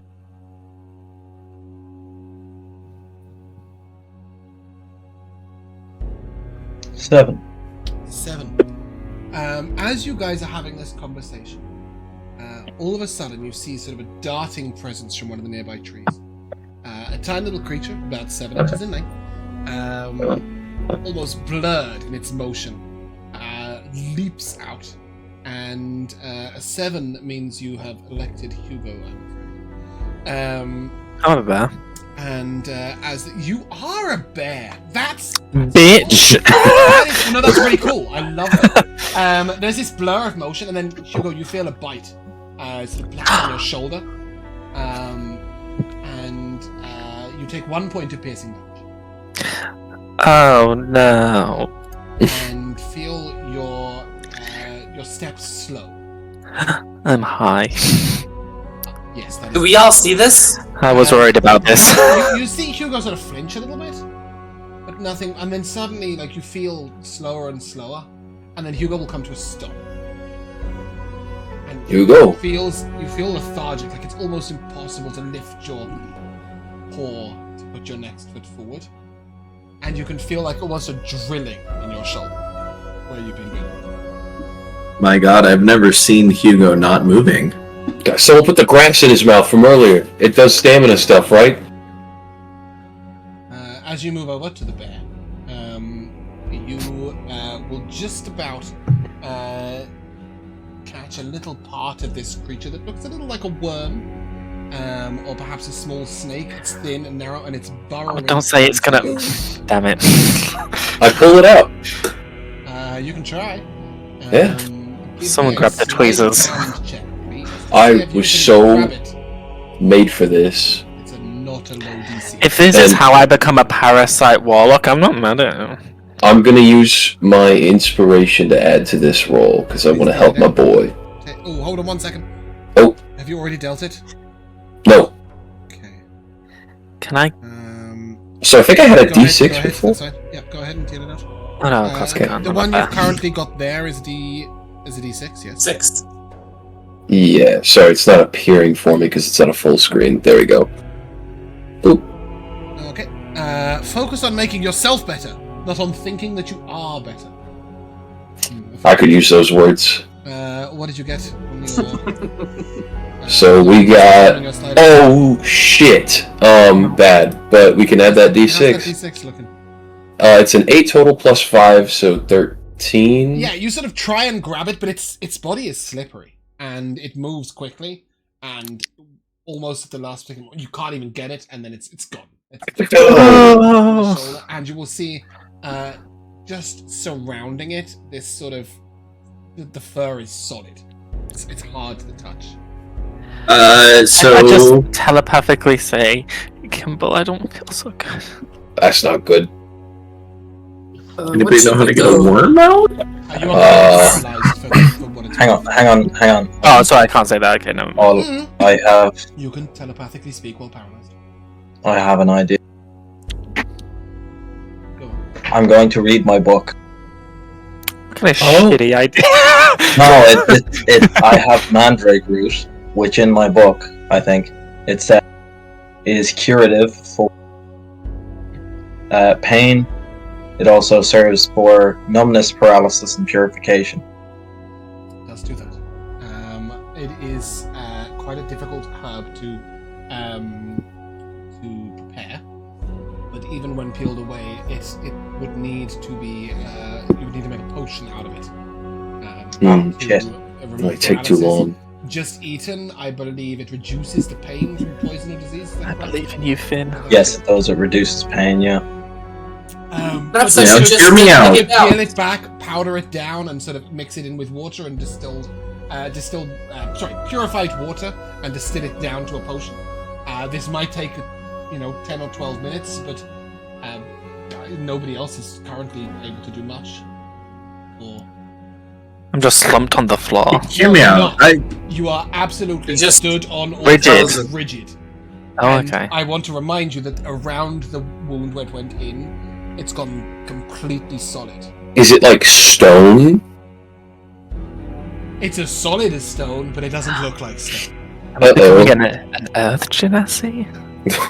I think you're just freezing So horribly. Finn, I don't know if anybody knows. Sorry, 1 second. Finn, would you like to try and prepare the potion while other people are failing for other plans? Do you have magic? Yeah. Let's start. Okay, I believe there is an alchemy skill on your page. Did I do that? There is, yes. Great. Give me an alchemy check. Can I add a D4 to this? You may do so after you see the result if you wish. Yeah, let's add a D4 to that. It's to save you adding a D20, adding to a nat 20, or anything like that. Deal out your D4. Let's see what you get. Ah, yes. If you believe very strongly in something, stand up and fight for it, or stand still and mix for it. Hell yeah. Mix, swell, roll me your D4 and let me know what. Said every brewer ever. You can. As Finn is vigorously attempting to prepare this potion, what are the rest of you doing? Because I will tell you that it looks like Kiara is pretty much just panicking. Ken? Sound like you had an idea. Yeah. I mean, ever since I was a kid, I don't know if anybody knows anything else more about shapeshifting and stuff, but whenever he gets hit hard enough, he turns back into his normal form. You want to just beat the shit out of him? We could just beat the shit out of him. Maybe the worm comes out. I thought maybe I have a mixed plan. Perhaps I use my dagger to dig the worm out, and if it damages him and turns him back into Hugo, then It's a win-win. win-win. I'm actually kind of for that. Sorry, Hugo, I say, like, mentally towards him. Should I Do try you want this? to do so after the potion has been administered? Yeah, we'll wait. Before. Well, If we Let's wait, wait. will he die? I want that's to the question. observe, is Hugo slowly turning more and more stiff and solid over time. As you look at the wound, you stare at it for a good minute. And the spread is small, but it is spreading, but it is very slow. In your estimation, Hugo would have to stand here for a good 2 or 3 hours to be completely petrified, if you will. However, surely won't take that long for it, for example, to reach his heart. I mean, how long will it take to make this potion? About 8 more minutes, he thinks. So by my estimation of how far it spread and where a bear's heart is, would it reach that in 8 minutes, or do we have time? How's your medicine? To ask somebody who has a clue? Hey, does anyone know bears? Belgrin, do you want to give me a medicine check on that? Take a I'm a bear and a halfling. Do I not have 2 hearts? I don't have animal handling. That's a natural 20. Nice. Oh! So, Belgrin, as you look at this, you will note 2 things. First of all, if you could cure the paralysis, the petrification would stop. I will tell you that. Secondly, if you could probably got about an hour before this is critical, but obviously it's very uncomfortable for Hugo. Probably not as uncomfortable as somebody digging into him with a dagger, though, so I'd at least wait for the potion. I'm not quite sure what that would do to his his relationship with you guys if you guys just started stabbing him. I was gonna punch you. Is ready to go at the word. At the end of the 10 minutes... wait, Belgrin, don't you have your divine magics? Can they not to stop to this? I think those are more specific to diseases and poisons rather than parasites and infections and things. Oh, understood. Mm-hmm. No, but I think you should hurry. I think it's getting worse. I have a quick idea that I can do before I finish it. It doesn't involve me before I finish the potion. But I need some clarification from the DM. Mm-hmm. I understand the wisp has an attack that deals psychic damage. Mm-hmm. Is the worm still present in the worm cannot be the seen. patient?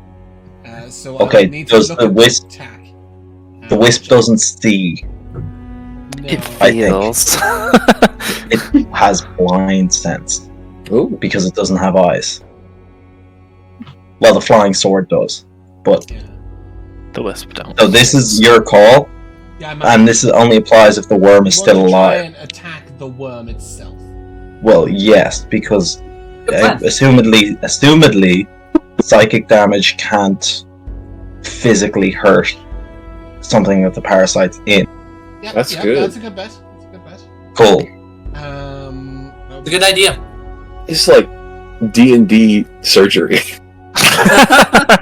Like triage here. Just I'm like, don't touch "Nurse, the give me my lines. Scalpel. Did you hear they did surgery on a grape? It's crazy.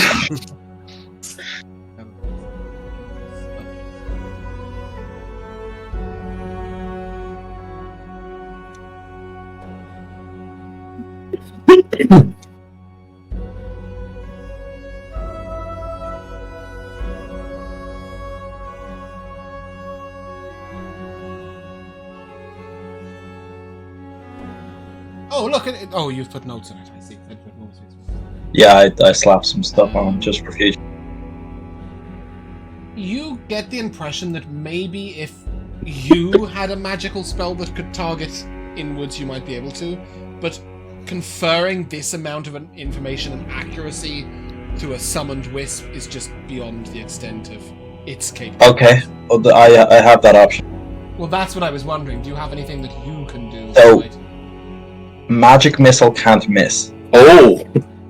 and I can change damage types to other damage types I It will have. specify it's in my a spell choice book. that you can see, I believe. Fuck. Okay. Then no, that's No, not. Mind Sliver might have got you there, for example. I don't know if that requires a creature that you can see, but that would have been my thought process. But you do know that Really good ideas, Kian. Now. Those are all good ideas. This is good thinking, but right now, the potion seems your best bet, and as you grind it Yeah, up, let's stick with that. you are able to make something that looks good. You don't know whether it's going to work, but it looks nice. It's sort of turned into a sort of cherry red color, with a slight sort of hazy silver just moving through it slowly, like silt. I'm gonna hold my action to shoot a worm if it shows up. It's very unlikely that the bear is going to be able to tell you no, so you're just gonna have to pour it down his throat. Wait. Oh. Do I know that he's telepathic? Oh yeah, of course. Actually, you all know he's telepathic. Hugo. Even I know. So, I think this may work. Yeah, I'm sure you know what Mandrake Root does. You go to plants. Do you want to be fed this? Yeah, just don't hurt me. I'm Like going my, to do my like if best. I could dart my eyes to everyone else who said they wanted to Daggers. beat me up, then I would, but I don't think I can. So I'll just say as long as you don't hurt me. Well, now I just feel bad. So, again, Yeah. Kimball, can I? Oh, absolutely. Yeah. Kimball, can I have an attack? Yeah. Oh, on the worm. Just an attack. Just an attack? That's the scariest thing I've ever heard. Yeah. 15. As you feed the potion to Baggo. Hugo is going to revert to his normal form.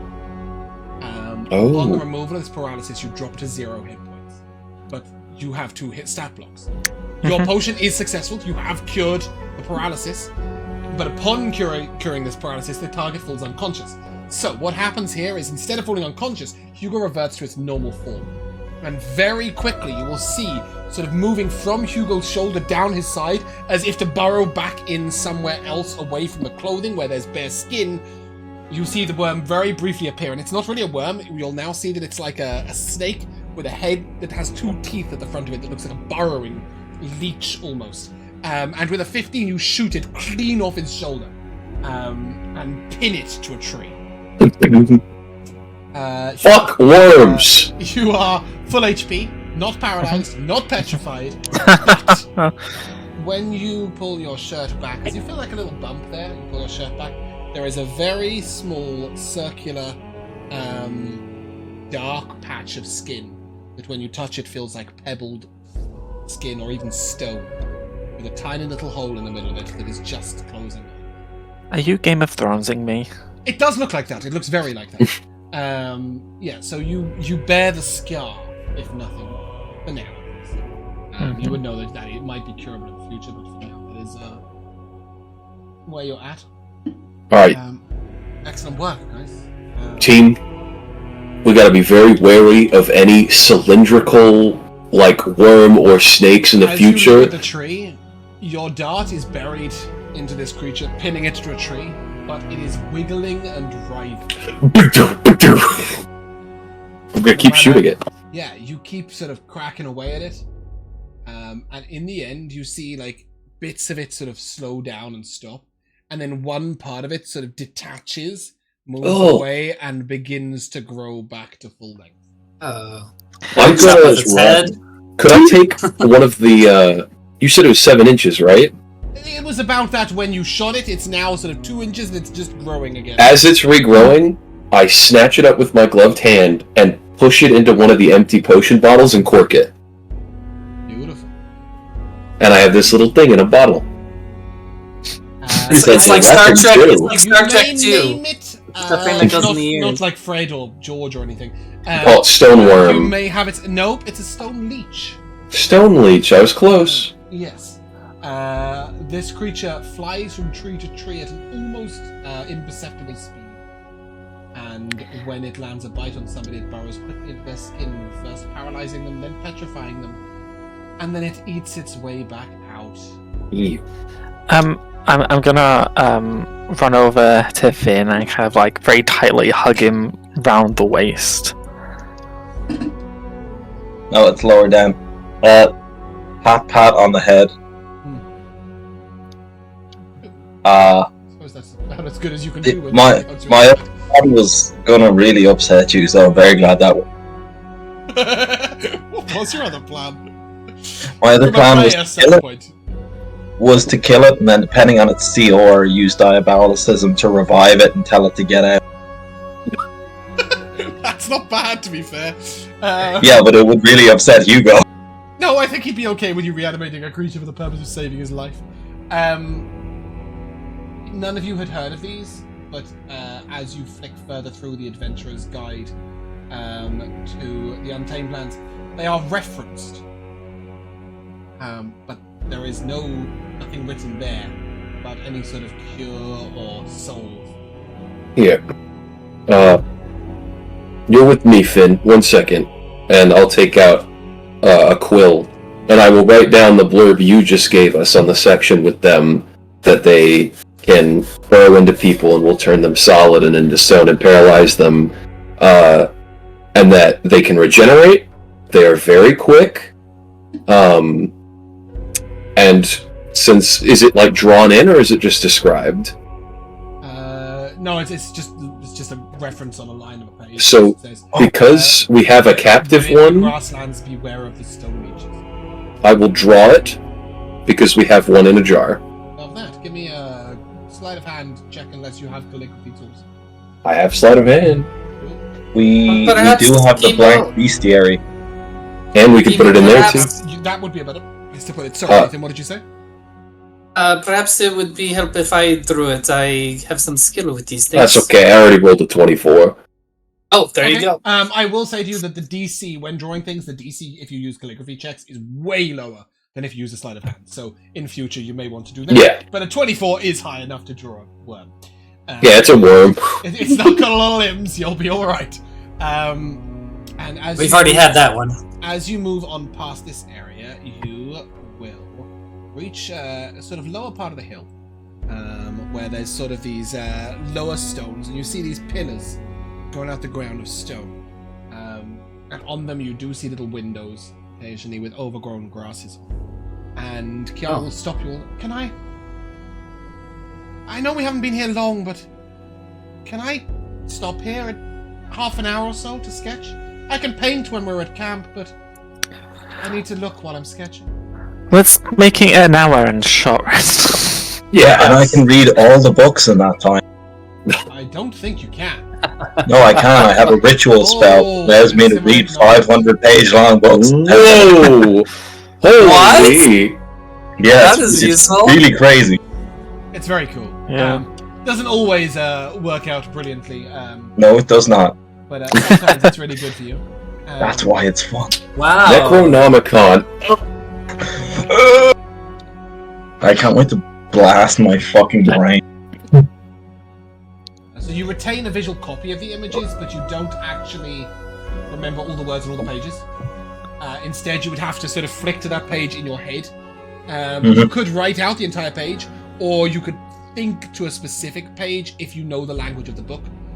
You'll know what topics are covered and an idea of any important things in it, so you could then skip to that page and read it out. Yes. More for more efficient reference. He'll still read them cover to cover anyway. But you could do so while lying down with your eyes closed, which is pretty cool. Nice. Yeah. That's sick. Cool. So you You're guys taking a short rest. sit. I'm not. Take a short lunch. During- During this time, what I'll say is it'll take an hour and a half. At which point you can all hit the short rest button and assimilate knowledge, cook food, do other things if you wish. Yeah, I'm not going to take a short rest because I'm going to spend that hour preparing food. Okay, you can. That's why I said. Oh, it's half. part of the short rest, yeah. Part Part of of the the short short rest will be that, Yeah. exactly. So you may Yeah. all hit the Yes. short rest button. If you are spending a hit die, you may add 1 to anything you roll, as that is part of Kiara's usefulness. It's like a Yeah, mini like- song of rest. And everybody has gotten a fantastic little treat. Ooh! Max healing! And with these treats, I think I gave them to you. I regain hit points. Are they in my inventory? I Delectable don't. treat, I think it's called. I do not see it. Let me add it. Okay, if you add 1, could you then display to VTT so everybody can read the words themselves? So yeah, you may add 1 to any hit die rolls you make. All right, let me add that to my pouch. All right, so let me share in VTT. Cool. So when you eat the snack, you gain 1 hit point, and gain temp HP, which will be 2. Is that correct? Is your proficiency bonus currently 2? Proficiency bonus is 3. 3. So you'd gain 3 temp HP. But bear in mind that these can be fed to somebody else to get them up off the ground. That is why they restore 1 hit point. They will seize the death. James, Proficiency bonus should be 2. That's my long rest one. What? I have 2 different. So I have 2 different types I can make. I can make the special food in the cook's treats. I'm making the special food during this one, which is the one that gives you 1d8 hit points for like healing. Also, prof bonus is +2 right now. Mine's +3. You're level 2, can't be. My cooking is +3. James set it up. I don't. I do have Efficiency bonus. It's static. Proficiency bonus. You might have a bonus on from your a means. stat. Oh yeah. I have. Could be 2. Yeah, it could be. Okay, so we'll do 2 different things here. The first thing is that you can prepare some of those treats either back this morning or you can have them on you. They can be, maybe you cut up a different part of the creature and do a little meaty thing. And during the short rest, you can prepare enough food. At the end of this, any creature who eats this food and spends 1 or more hit points regains an yeah, cool. So do you want to roll me that d8? Yeah. How many treats can you make? I mean, 6. Yeah, it's equal to the amount of people in the party is what we decided. It'll have a scale, but it's better than I'm not healing right now. I'm just making them, by the way. Yeah. So anybody who eats this food and use a short... Did anybody use a hit die and is still missing health? Because if so, add 3. There you go. Cool. You're cooking this... what are they called? Grinks? Grelks? No, they're not Grelks. That's a different creature. Grix. Grix. Yeah, Grix, so you're cooking yeah. Grick, are you? For this meal? I am, yeah. Calamari! Give me a cooking check. Can I help him because I'm from the ocean? No. I've. It is a 14. 14. Anybody who consumes lunch, which I assume is going to be all of you, will have resistance to poison and advantage on any saving throws against the poisoned condition. So the lunch was the sashimi that I made, and I'm saving the meat for a stew later. Okay, that will confer the same effects. So you'll have advantage on any saves against poison and a resistance to poison damage. So your next long rest. I'm gonna walk over to Kiara. Is the And painter? you'll notice she's got her easel out. She's laid it out. She's got a canvas on it, and she's sketching. And you'll note that she's also writing tiny little lettering on different parts of the canvas on her drawing.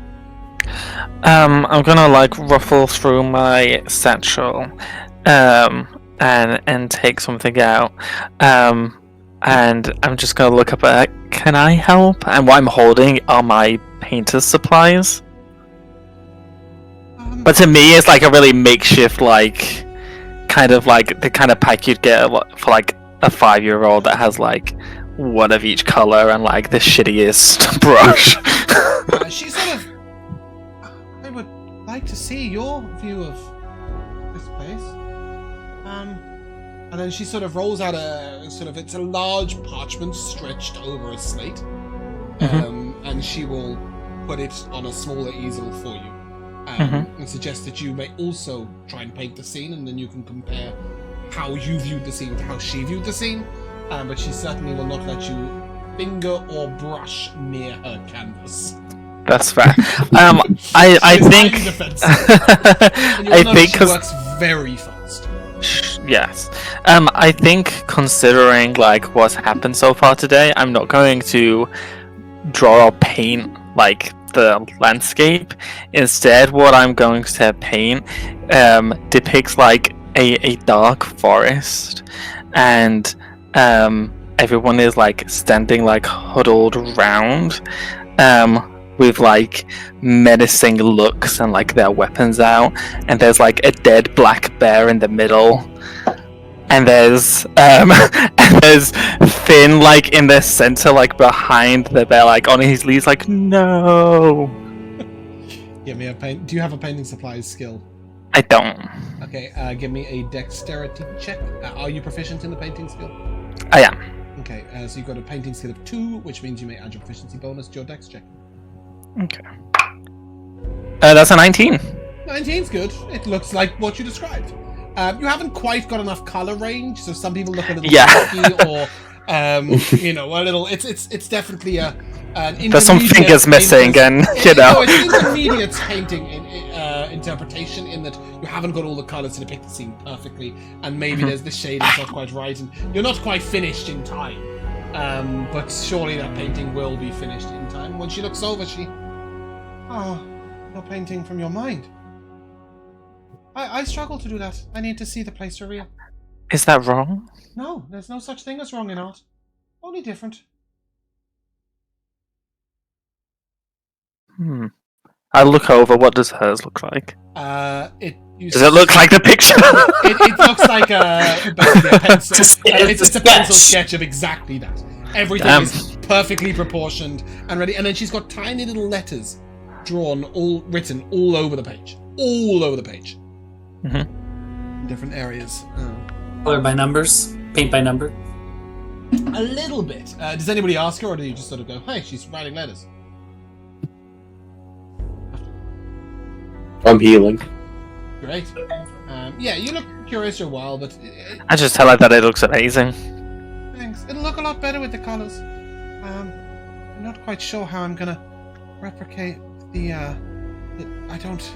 There's a lot of different shades of green here, but I'll see what... Can I help? And I'll, like, show her my mediocre paint selection. Maybe when we take rest, we can work on mixing some colours together. Won't they dry out? Like paint, it dries out, Yeah, so no? she's gonna paint when you guys take a long rest, and that's when she'll mix the colours and use them immediately. I see. Yeah. She's not painting anything right now, otherwise she'd have stopped you for like 4 hours. Yeah.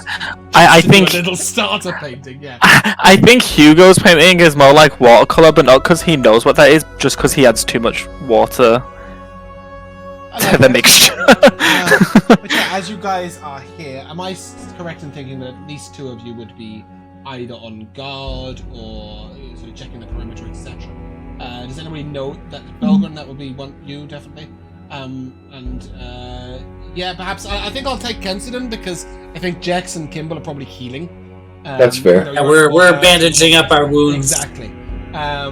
So as the 2 of you scout the perimeter, we're gonna have to end a little late. Kensidon will spy, a creature advancing on you. I am going to ask you, please.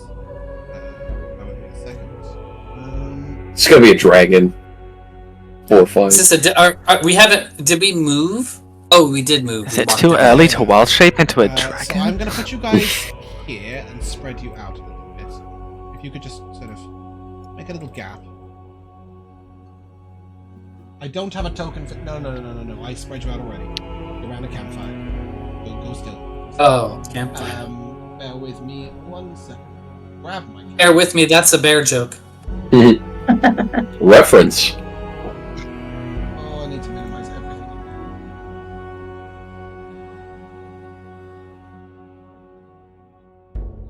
Come on. Our Roll20 has had a nightmare today. It is really struggling. Come on, we can do this. It's just trying to be mean to us today. Wow, to be honest, that is it's been not weird what for I me. was looking for. That is a whole Whoa. camp. I just wanted the fire. That looks awfully familiar. Yeah, I mean, you're going to be on that page a lot, but I just wanted that. Yeah, as you're sort of now, the 4 of you spread around the camp. Kensidon, you will be about here, and Belgren about here. When the call goes up, and I will add the NPCs next week, when Kensidon calls out that he has seen a creature. Oh no! Oh no! Is that an owlbear? It is an owlbear, and as it Cool. starts to come out of the trees towards you, it sort of leaps and lands on the ground with a sort of shudder on the ground almost, and lets out a call. And I will take a survival check from anybody who is proficient, please, which I think is like 9/10 of the party.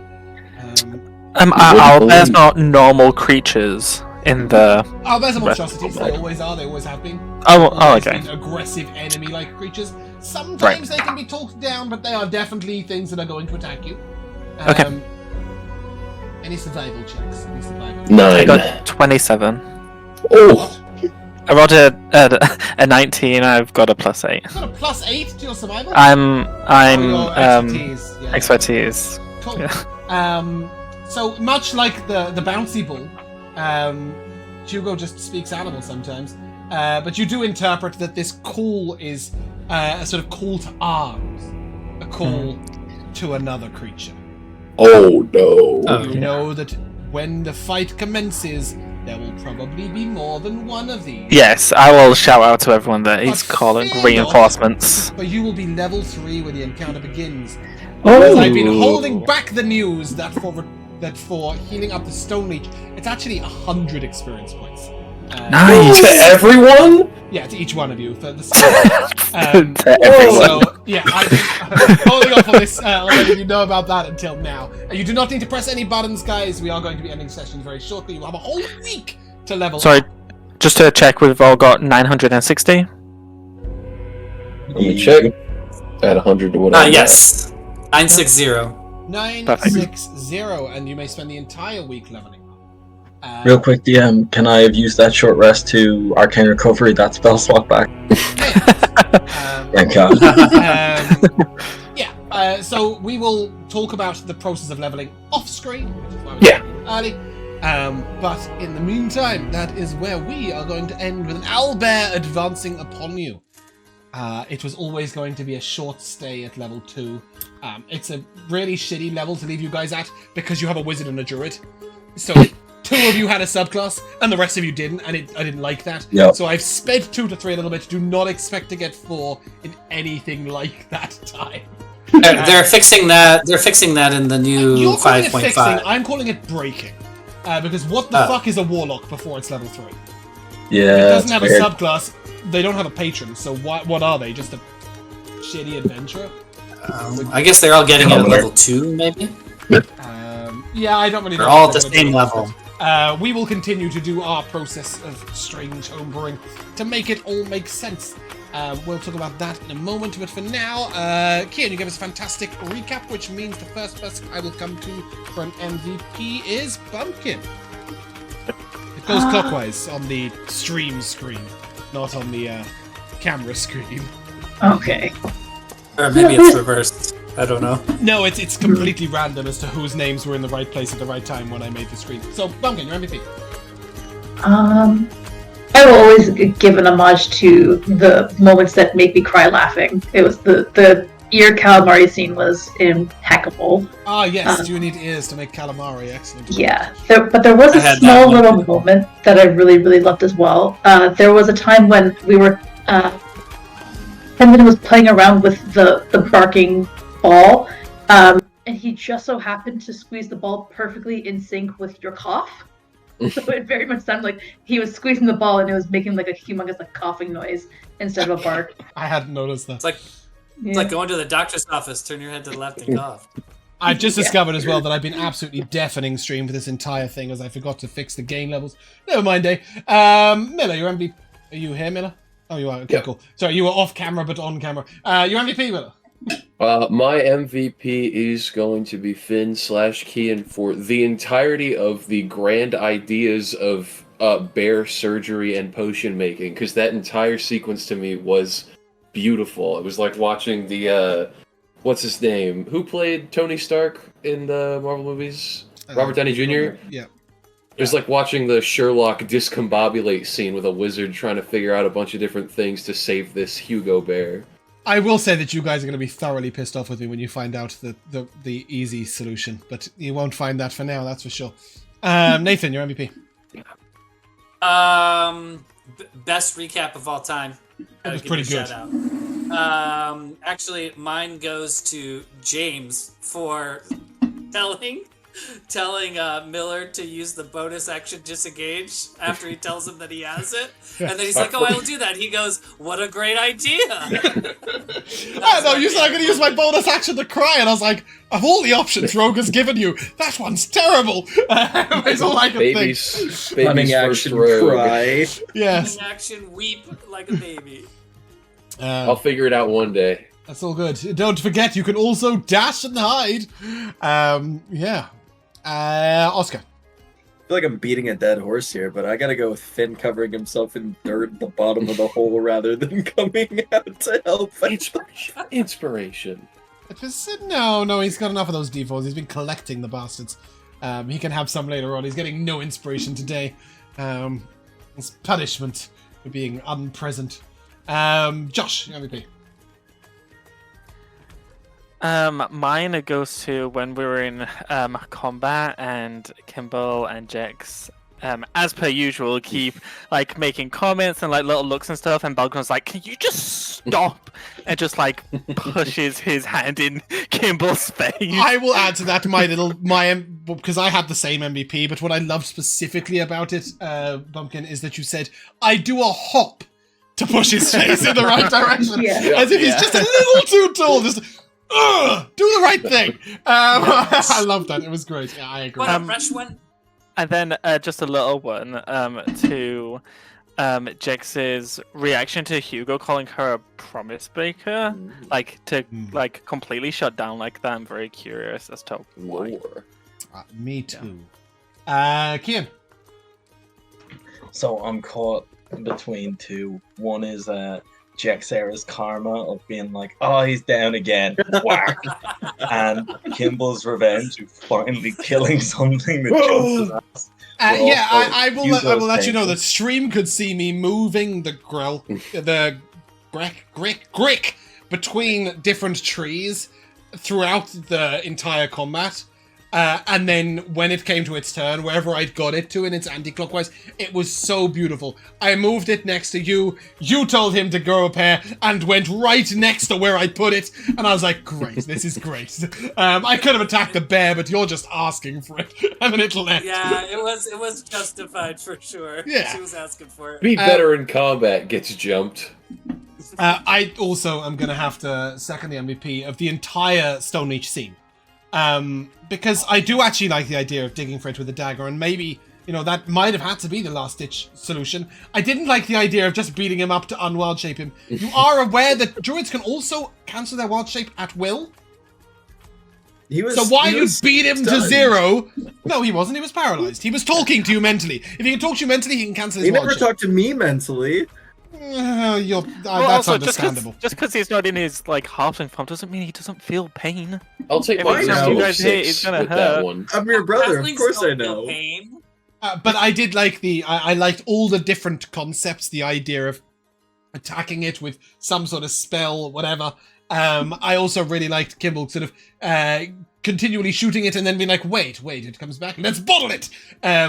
And you do have a bottled Stone Leech. Who knows whether it can breathe in there? We'll find out. I'll poke little holes in the cork. You would assume if it can breathe inside the bear's body, it can probably breathe inside the bottle. You'll be all right. But yeah, I think it was a great session, guys. Congratulations on getting to level 3. But that is where we're going to end. So if you guys would like to say goodbye, Bye. Bye. we shall see you soon.